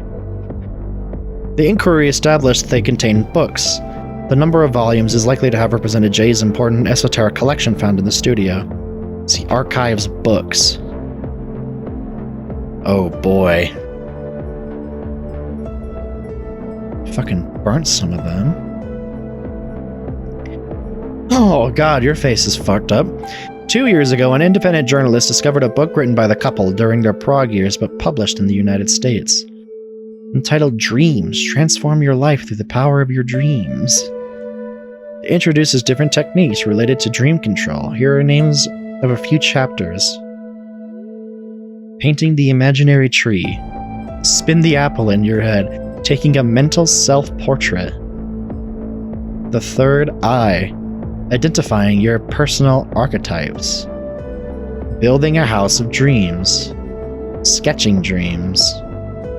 Digging into the unconscious. Learning to fly. On the dream highway. Posing a visual question. Building a dream temple. Setting your dream self free. And then this guy got to work at the studio. This guy's obsessed with it. And he's fucking testing this shit out on kids.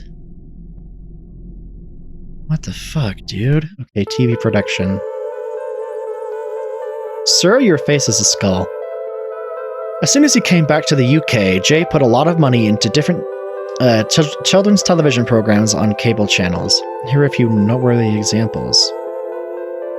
The Cranky's electronic comic. Galloping Galaxies. Ghost Train. The Computer Program. Alphabet Zoo. The Trapdoor. Terror Towers. And Alias the Jester.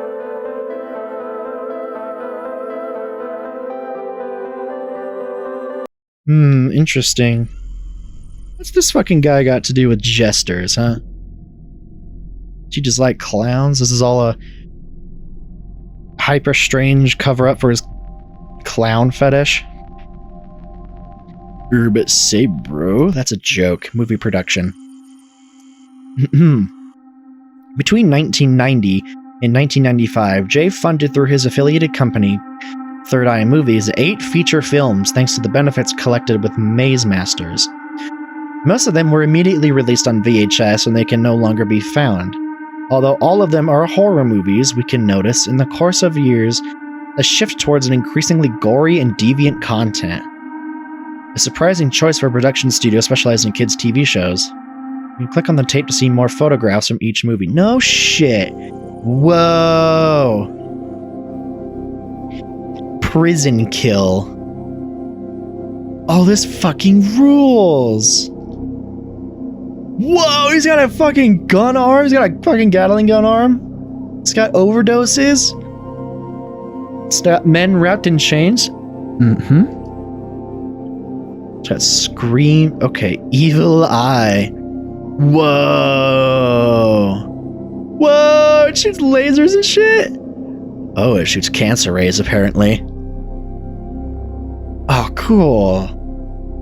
You have man with knife. Oh, fuck yeah. I would have loved to see shit like this. Dead planet. Oh, cool alien. Oh shit, it's I have no mouth and I must scream. I got this brain in the jaw. It's the same guy ODing again.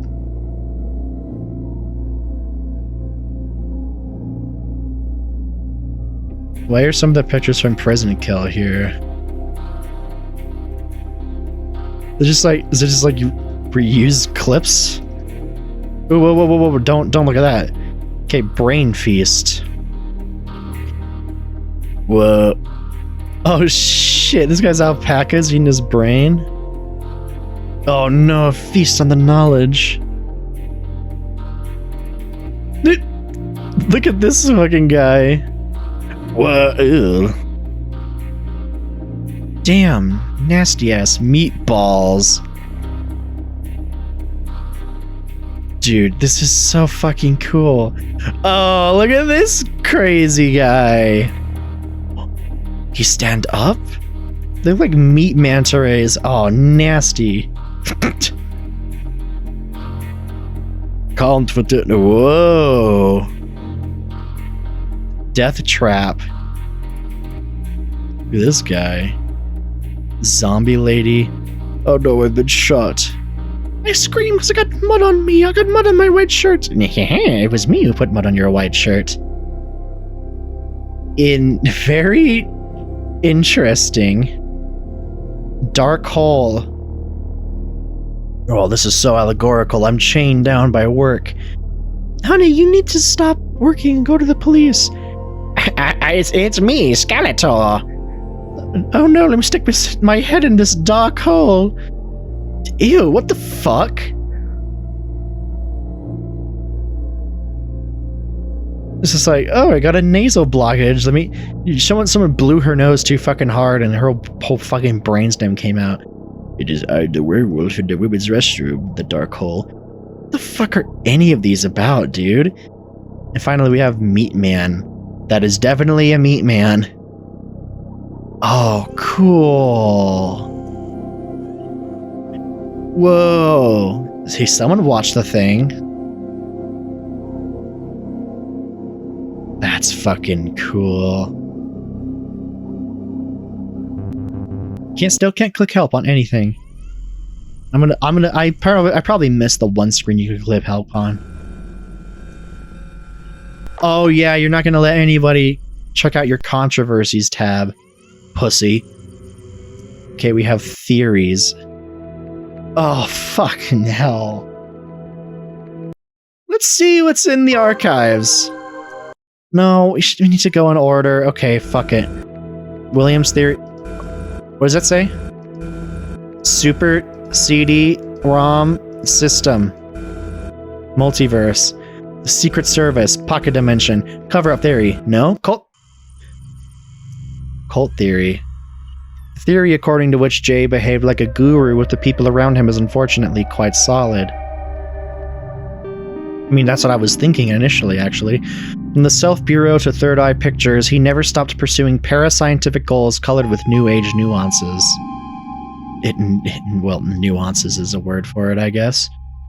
Almost all his adepts refused to talk to us. Most of them seemed to be fearing for their life. It can be noted that today, Jay is still somewhere outside, and it could explain their reluctance to speak out. Oh, have you seen this man in your dreams? Among all the research undertaken by Jay, none of them stray from this burning need to seek a door beyond the frontiers of the mind, to stretch the limits of perception. Yeah, because he's obsessed. It's a cult. Oh. Bitch, I saw that. Screenshot picture. Away. Damn it. It's like hands making like a... Fuck. I can't get the hand signal. I don't know if it's like... Damn it. Come on, one more try. One more try. Gotcha. And pull that up. Doesn't really look that... Wait. Hold on. Am I crazy? No. Wait. His hands could be trying to make like the E from the very first screenshot. I'm not crazy for thinking that, right? Maybe I'm getting a little too into it. Tulpa theory? Jesus, hell. Some theories argue that the contestants might have created without knowing some sort of illusory tulpas. Maybe tulpas are entities or realities materializing themselves through one's willpower only. Magic and mystery in Tibet. 2 long pages from one of Jay's notebooks enthusiastically analyzed Alexandra David Neal's writings dating from her Tibetan period, telling about the tulpa she had created and destroyed while she was in Tibet. Yeah, but I don't think this... I don't think that holds a lot of weight. Mind control? No. Shadow people? Awesome. Aside from the events of the TV show, Network 7's premises gained a certain reputation in the British paranormal small circles.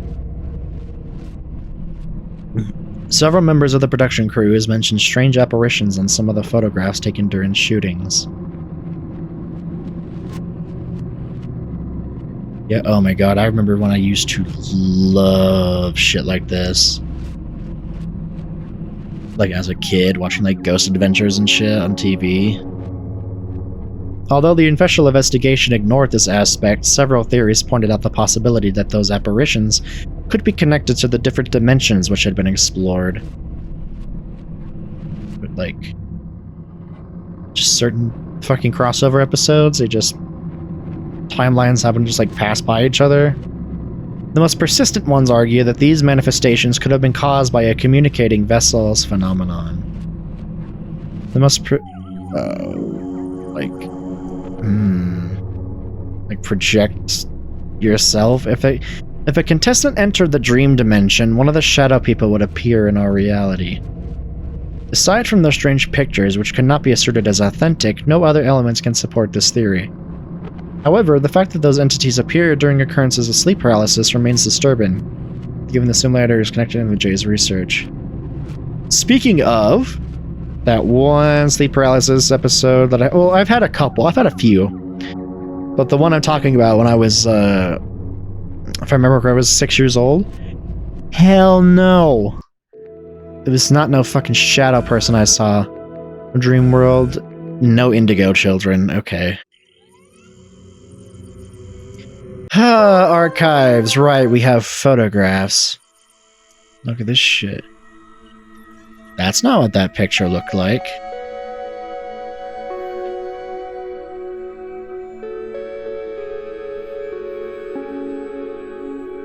This isn't at all what these pictures look like. Oh wait, is this like with the oral camera?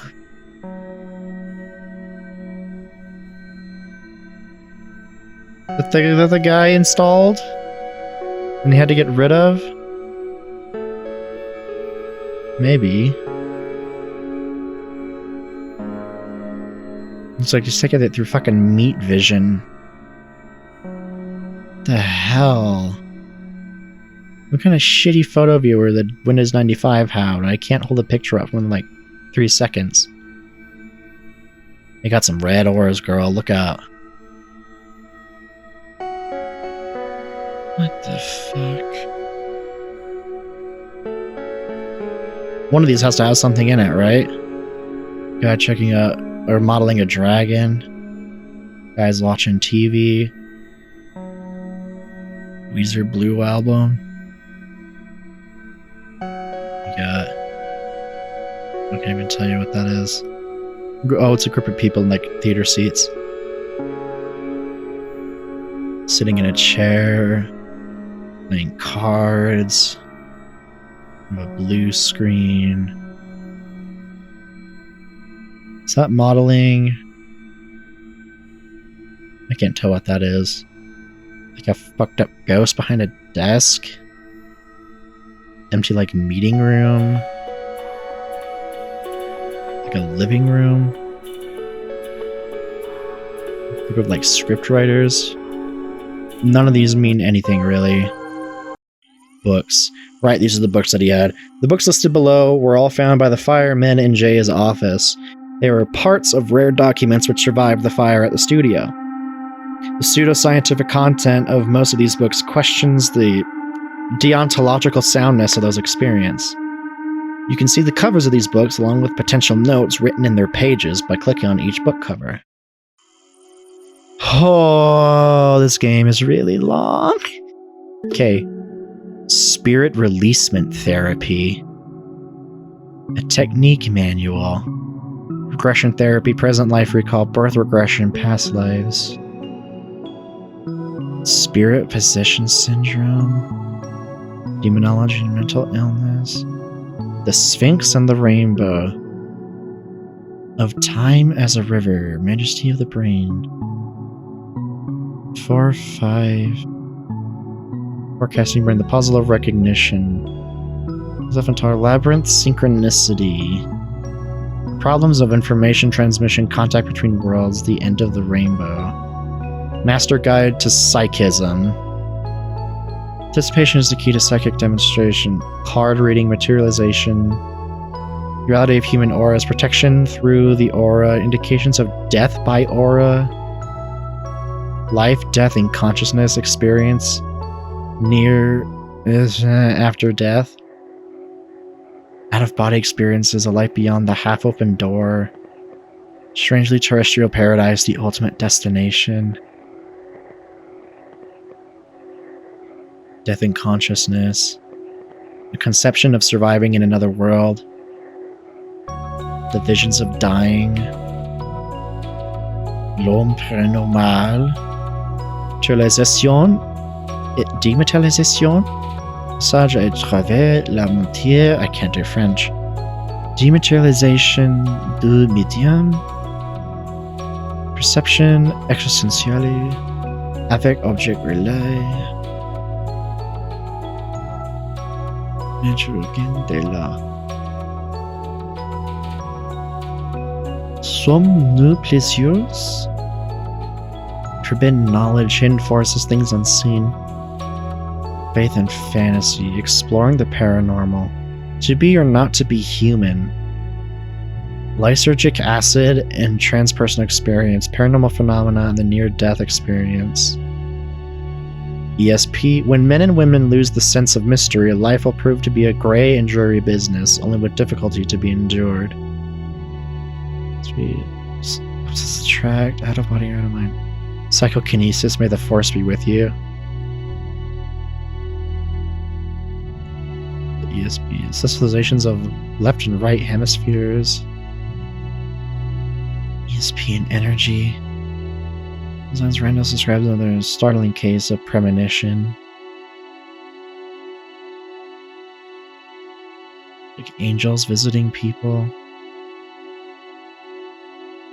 The search for psychic power. Mass broadcasting experiment, card guessing. Lots of experimental conditions.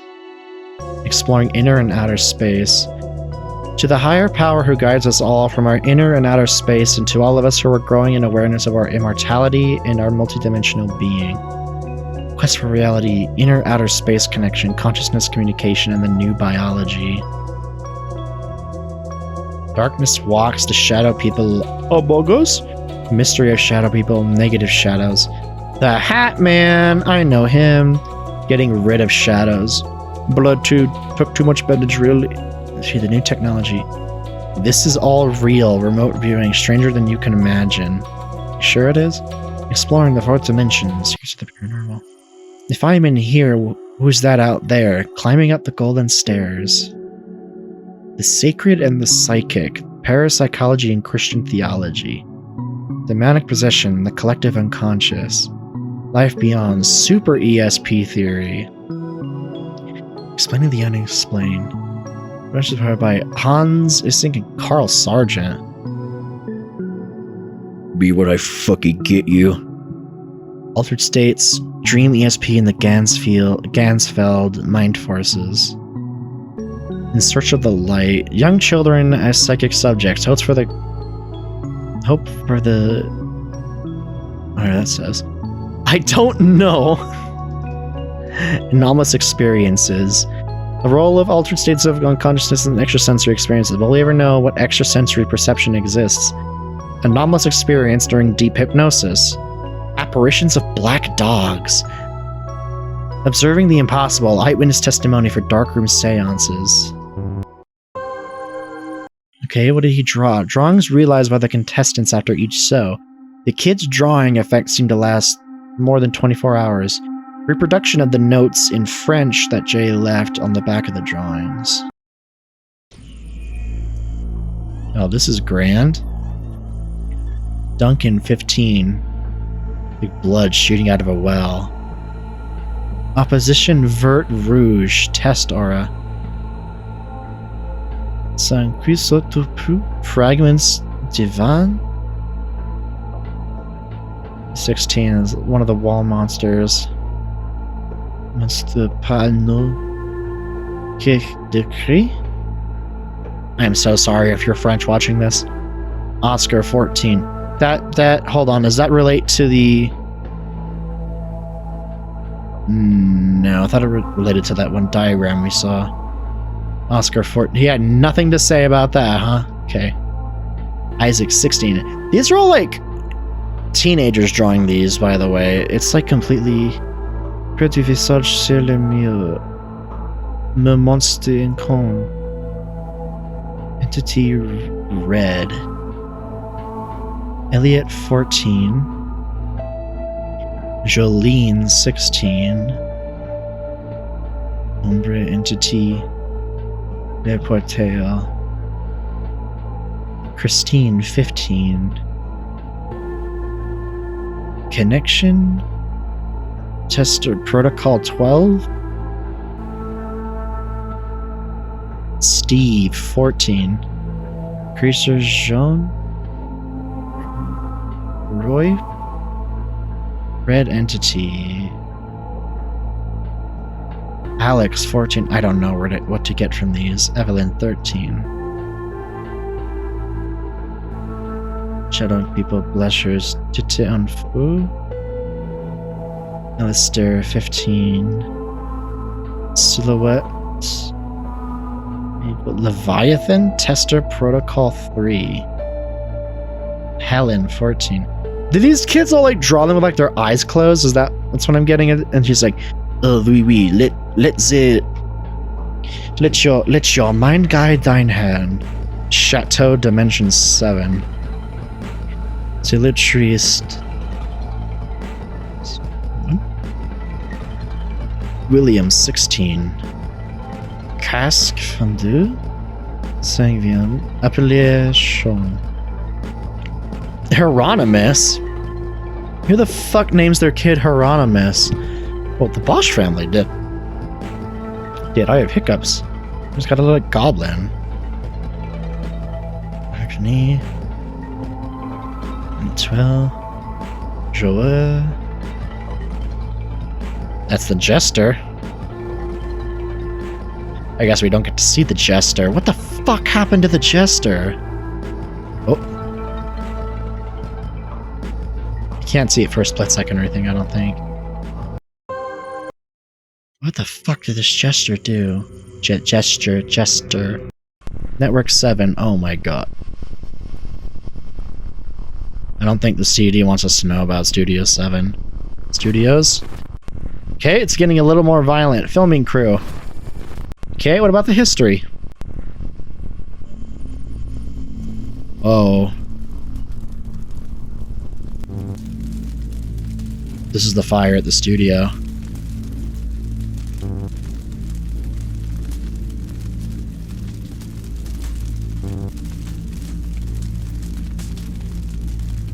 Yeah.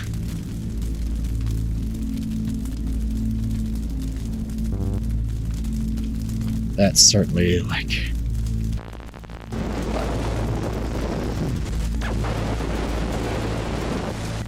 Oh, I see like a face in that. Was that like a Jester mask? That's a person. Oh, that's a person. A person burned to death. Auditions? Creative teams. Programs? Oh. I see. That's like the intestines from like the stomach. Missing footage.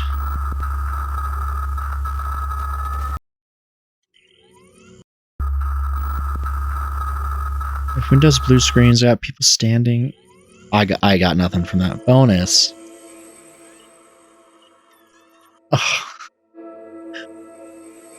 Look at all this shit. David Rao art. David Rao .net. Oh, is this like the artist who did all these?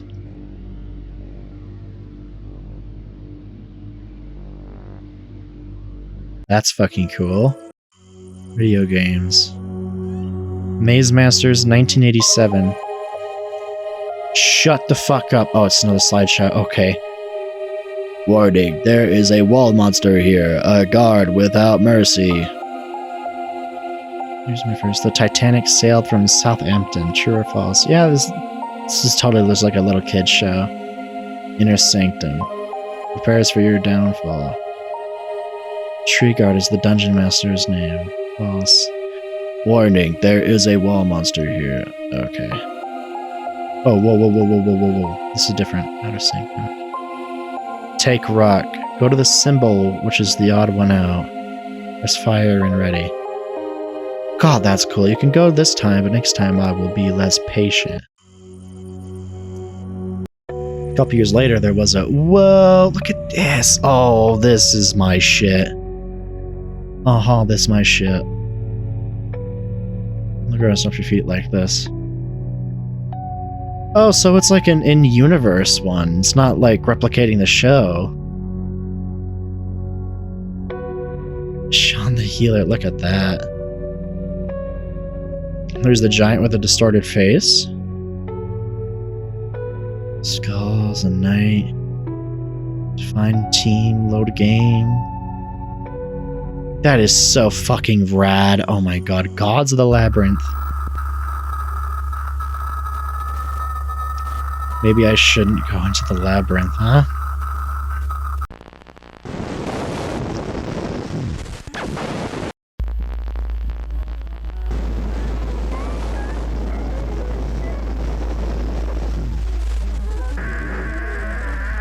I can't.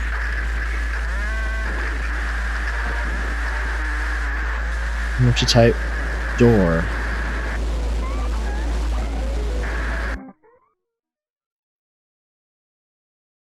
Don't do it.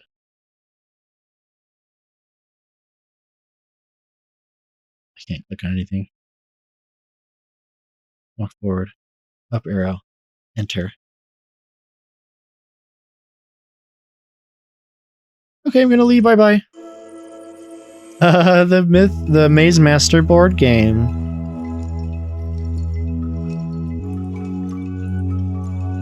Okay, interesting.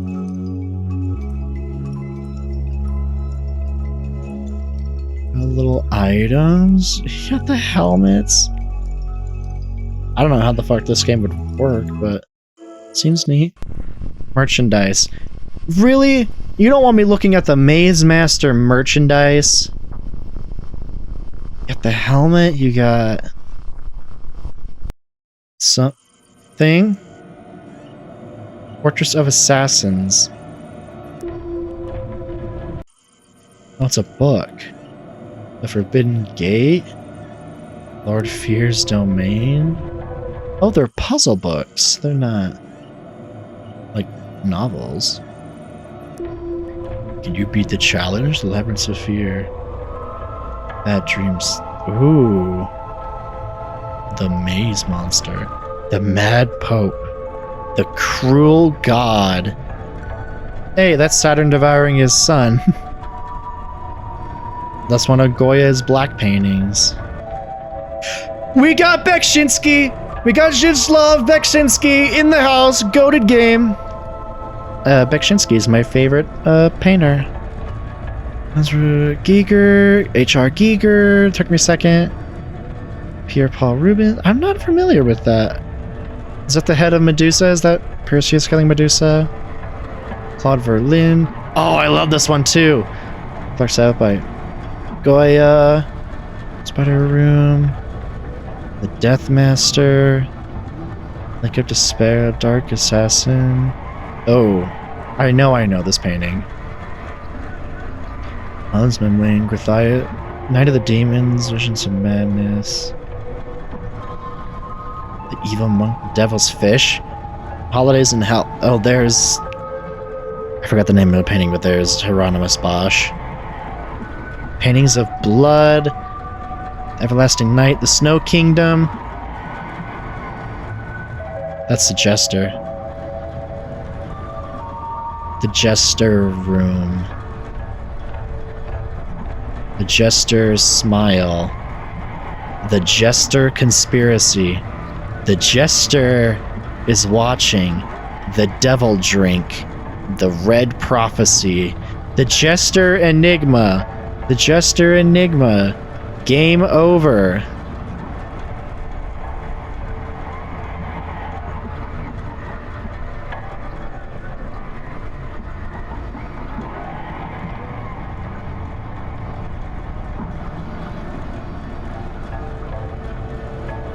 Okay, that did actually really scare me. For some reason. Oh, God in heaven, dude. Okay, suddenly I don't like this game a lot. Okay, fan art.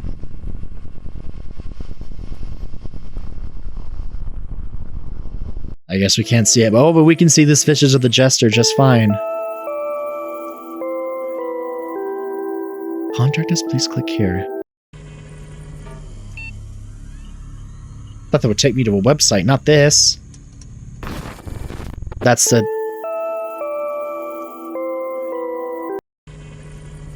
It's like the Garden of Eden. Fuck, is that like a mummy? That's like an actual like mummy face. Ew. What? Hand. Okay, I think that is the... I think there's a puzzle there we have to solve.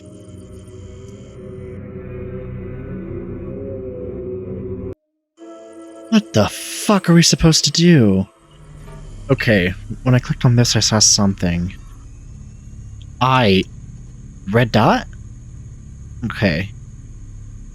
Presented with new images. Good album cover. None of these...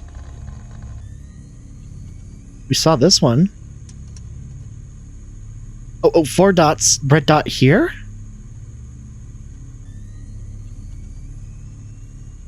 Now we have...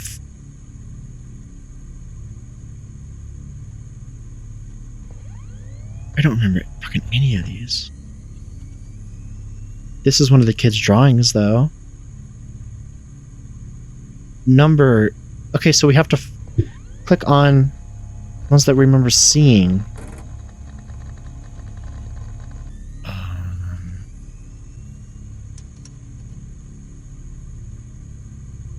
Oh, shit.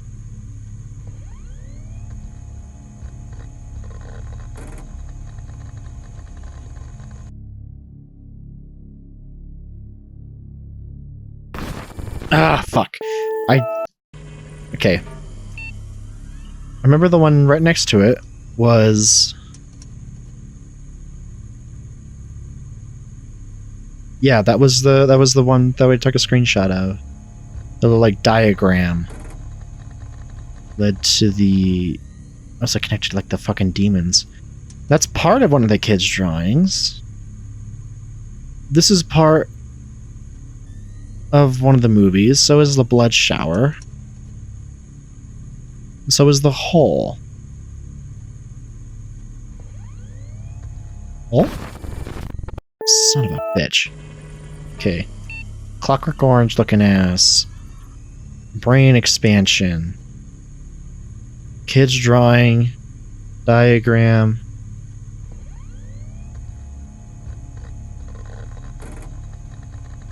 Okay, let's just go for the ones that we know we've seen. Was it part of you? It was not part of that one. Okay. Just work through it again here. You. And you. Is it Skeleton Knight? It's not Skeleton Knight. I completely lost my place. You.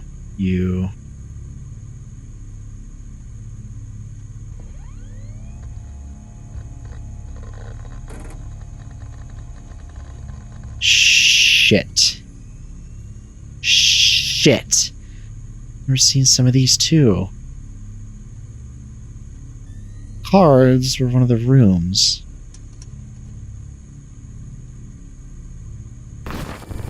No. Fuck.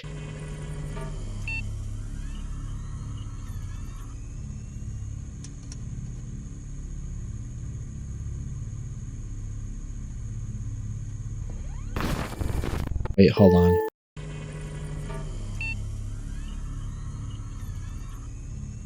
Okay, no. My own, like, conspiracy brain went off. I was like, is it making me draw a pentagram? It's not.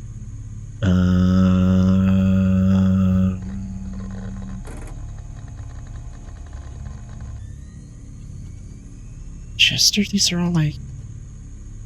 Blood shower. Fuck.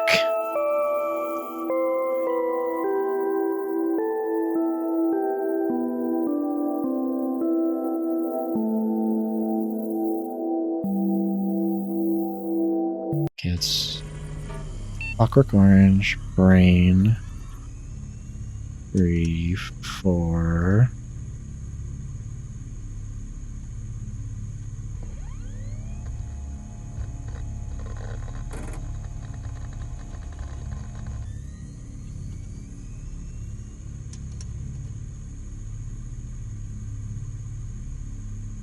You? Oh shit!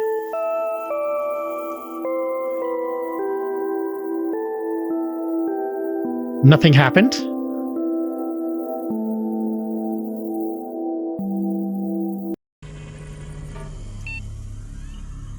Okay. I think if... Because I remember this image, and then click on it. I, over here. Do we have to... I think we might have to find where those images were in the game. And then click on where the red dots are? Because they had symbols related to them. That's what I'm thinking. There's nothing in the... There's me actual, like, top right corner of the screen?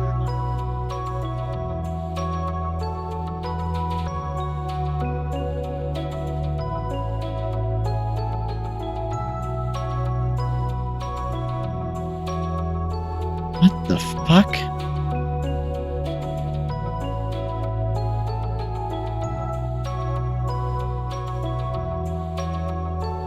Oh!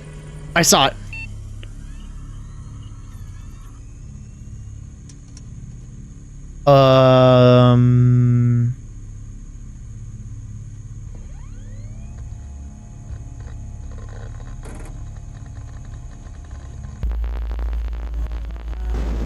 I know what that is. That's one of the... That's a fucking picture that you use to when you go to the eye doctor.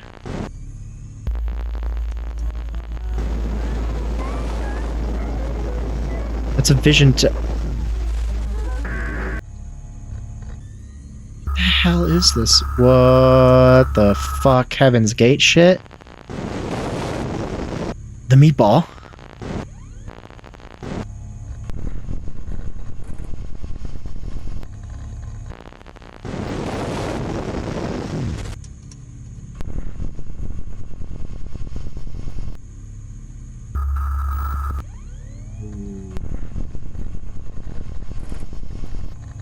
Doing an ESP test.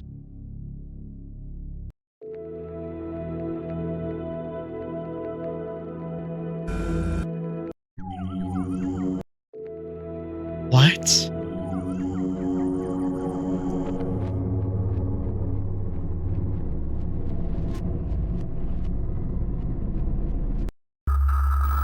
Whoa, fuck. Okay, I found another one. Fucking eventually, just took me back to the... Uh-huh. Yeah, what are you doing in there, Jay? What are you reading in there, Jay? What are you measuring there, Jay?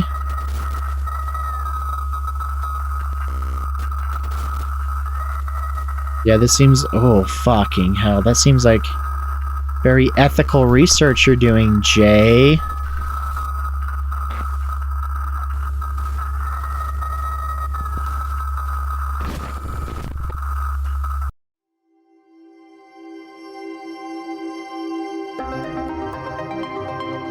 Did I just reload the... Oh my god. Okay. There you are, you fucker. I'm sorry, I'm sorry, I'm sorry. I didn't mean it, I didn't mean it, I didn't mean it.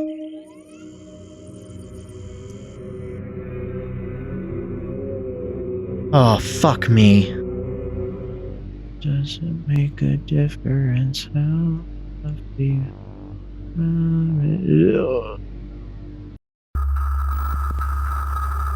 CCTV?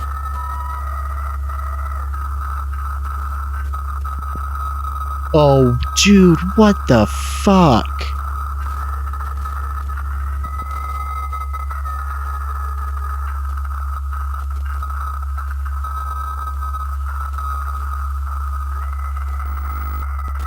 What are you doing here, dude? With your poleaxe? Why is it a fucking SCP containment zone? Why do you have a blue brain? There you are, you fucker! What the fuck did you do? What did you do, Jester? You fucking clown? Absolute fucking clown you are.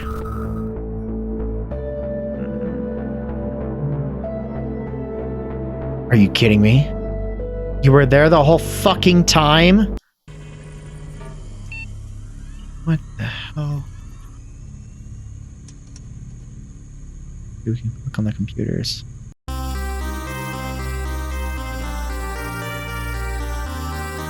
No shot.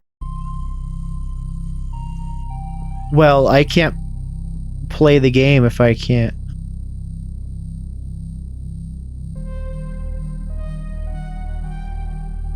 It's Gods of the Labyrinth. Yo, what up, homie? Arrow keys. West?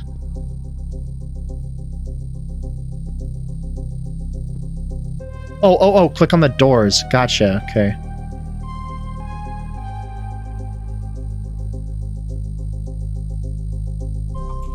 We're in a morgue. What the fuck, dude? Okay, we just have to find the right path. Okay, gotcha. Well, I guess it's not there.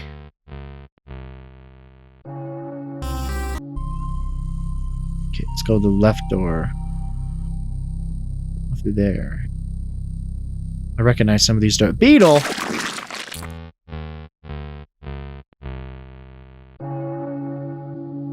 That's so sad. Left.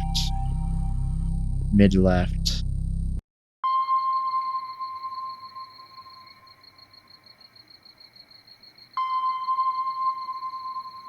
You shooting fucking sonar at me?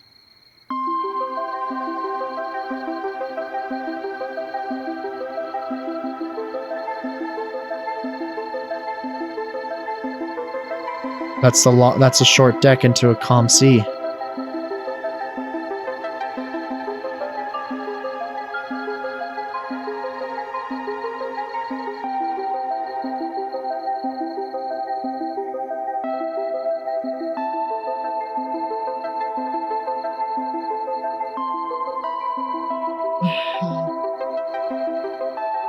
Did we find like a music video or something?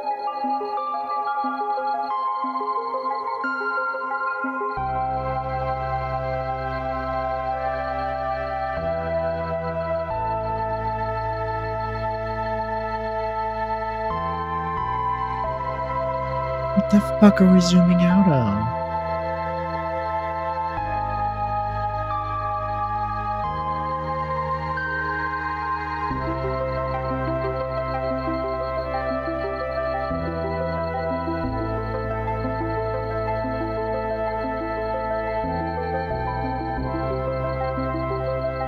It's like a melted monitor in the studio.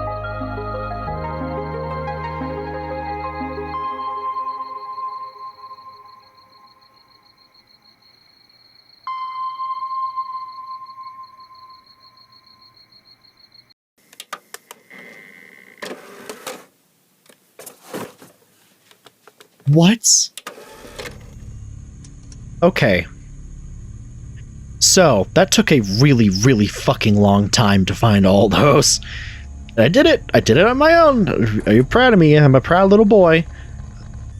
And scrolling through some of the comments on the itch.io page, I've come to the conclusion that I have seen everything in the game. I have found a comment from the developer saying that as soon as you find... Oh, let me find the right quote. Once you find the 5 gray images in the credits, you have to find which page of site they refer to. Yeah, I did that. Leads you to secret content. If you find the 5 hidden red spots and see what it hides, you have finished the game. So, everything that I have seen and have connected, I think, is it. And what I have seen and what I have experienced in these hours of playtime, this was fucking incredible. If not solely because of the insane amount of the psychotic amount of effort that went into making all the content for this game. Oh my god, this is such a fucking... This is such an insane labor of love. I can't imagine the amount of work that went into this. And you know what the best part is? I had some doubts at some points. Look, I'm going to be straight up honest with you. Maybe 1 or 2 of the images look like AI. But guess what? Nothing in this game was AI. Nothing. Not a single fucking picture or video in this game was artificial. It's not even artificial intelligence. It's machine learning. It's a generative fucking algorithm. But whatever. That is so fucking cool. And the world that is being created here is so fucking cool. The idea that this one graduate from Stanford became so obsessed with parapsychology, and he actually managed to like make milestone discoveries in it. He found like the fucking doorway to the other world, or like beyond human comprehension, and he became so obsessed with it, and he found all these skeevy little scummy ways to poke and prod and find more test subjects, to the point where he's making this for children. He's conducting these experiments on children, knowing full fucking well that they could lead to disastrous results. Like, whatever the fuck the Jester incident was, that creepy fucker. I have no clue what the fuck happened there.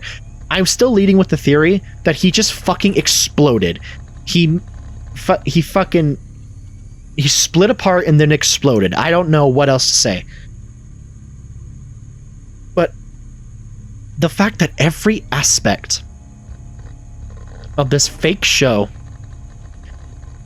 is categorized and explained so fucking beautifully.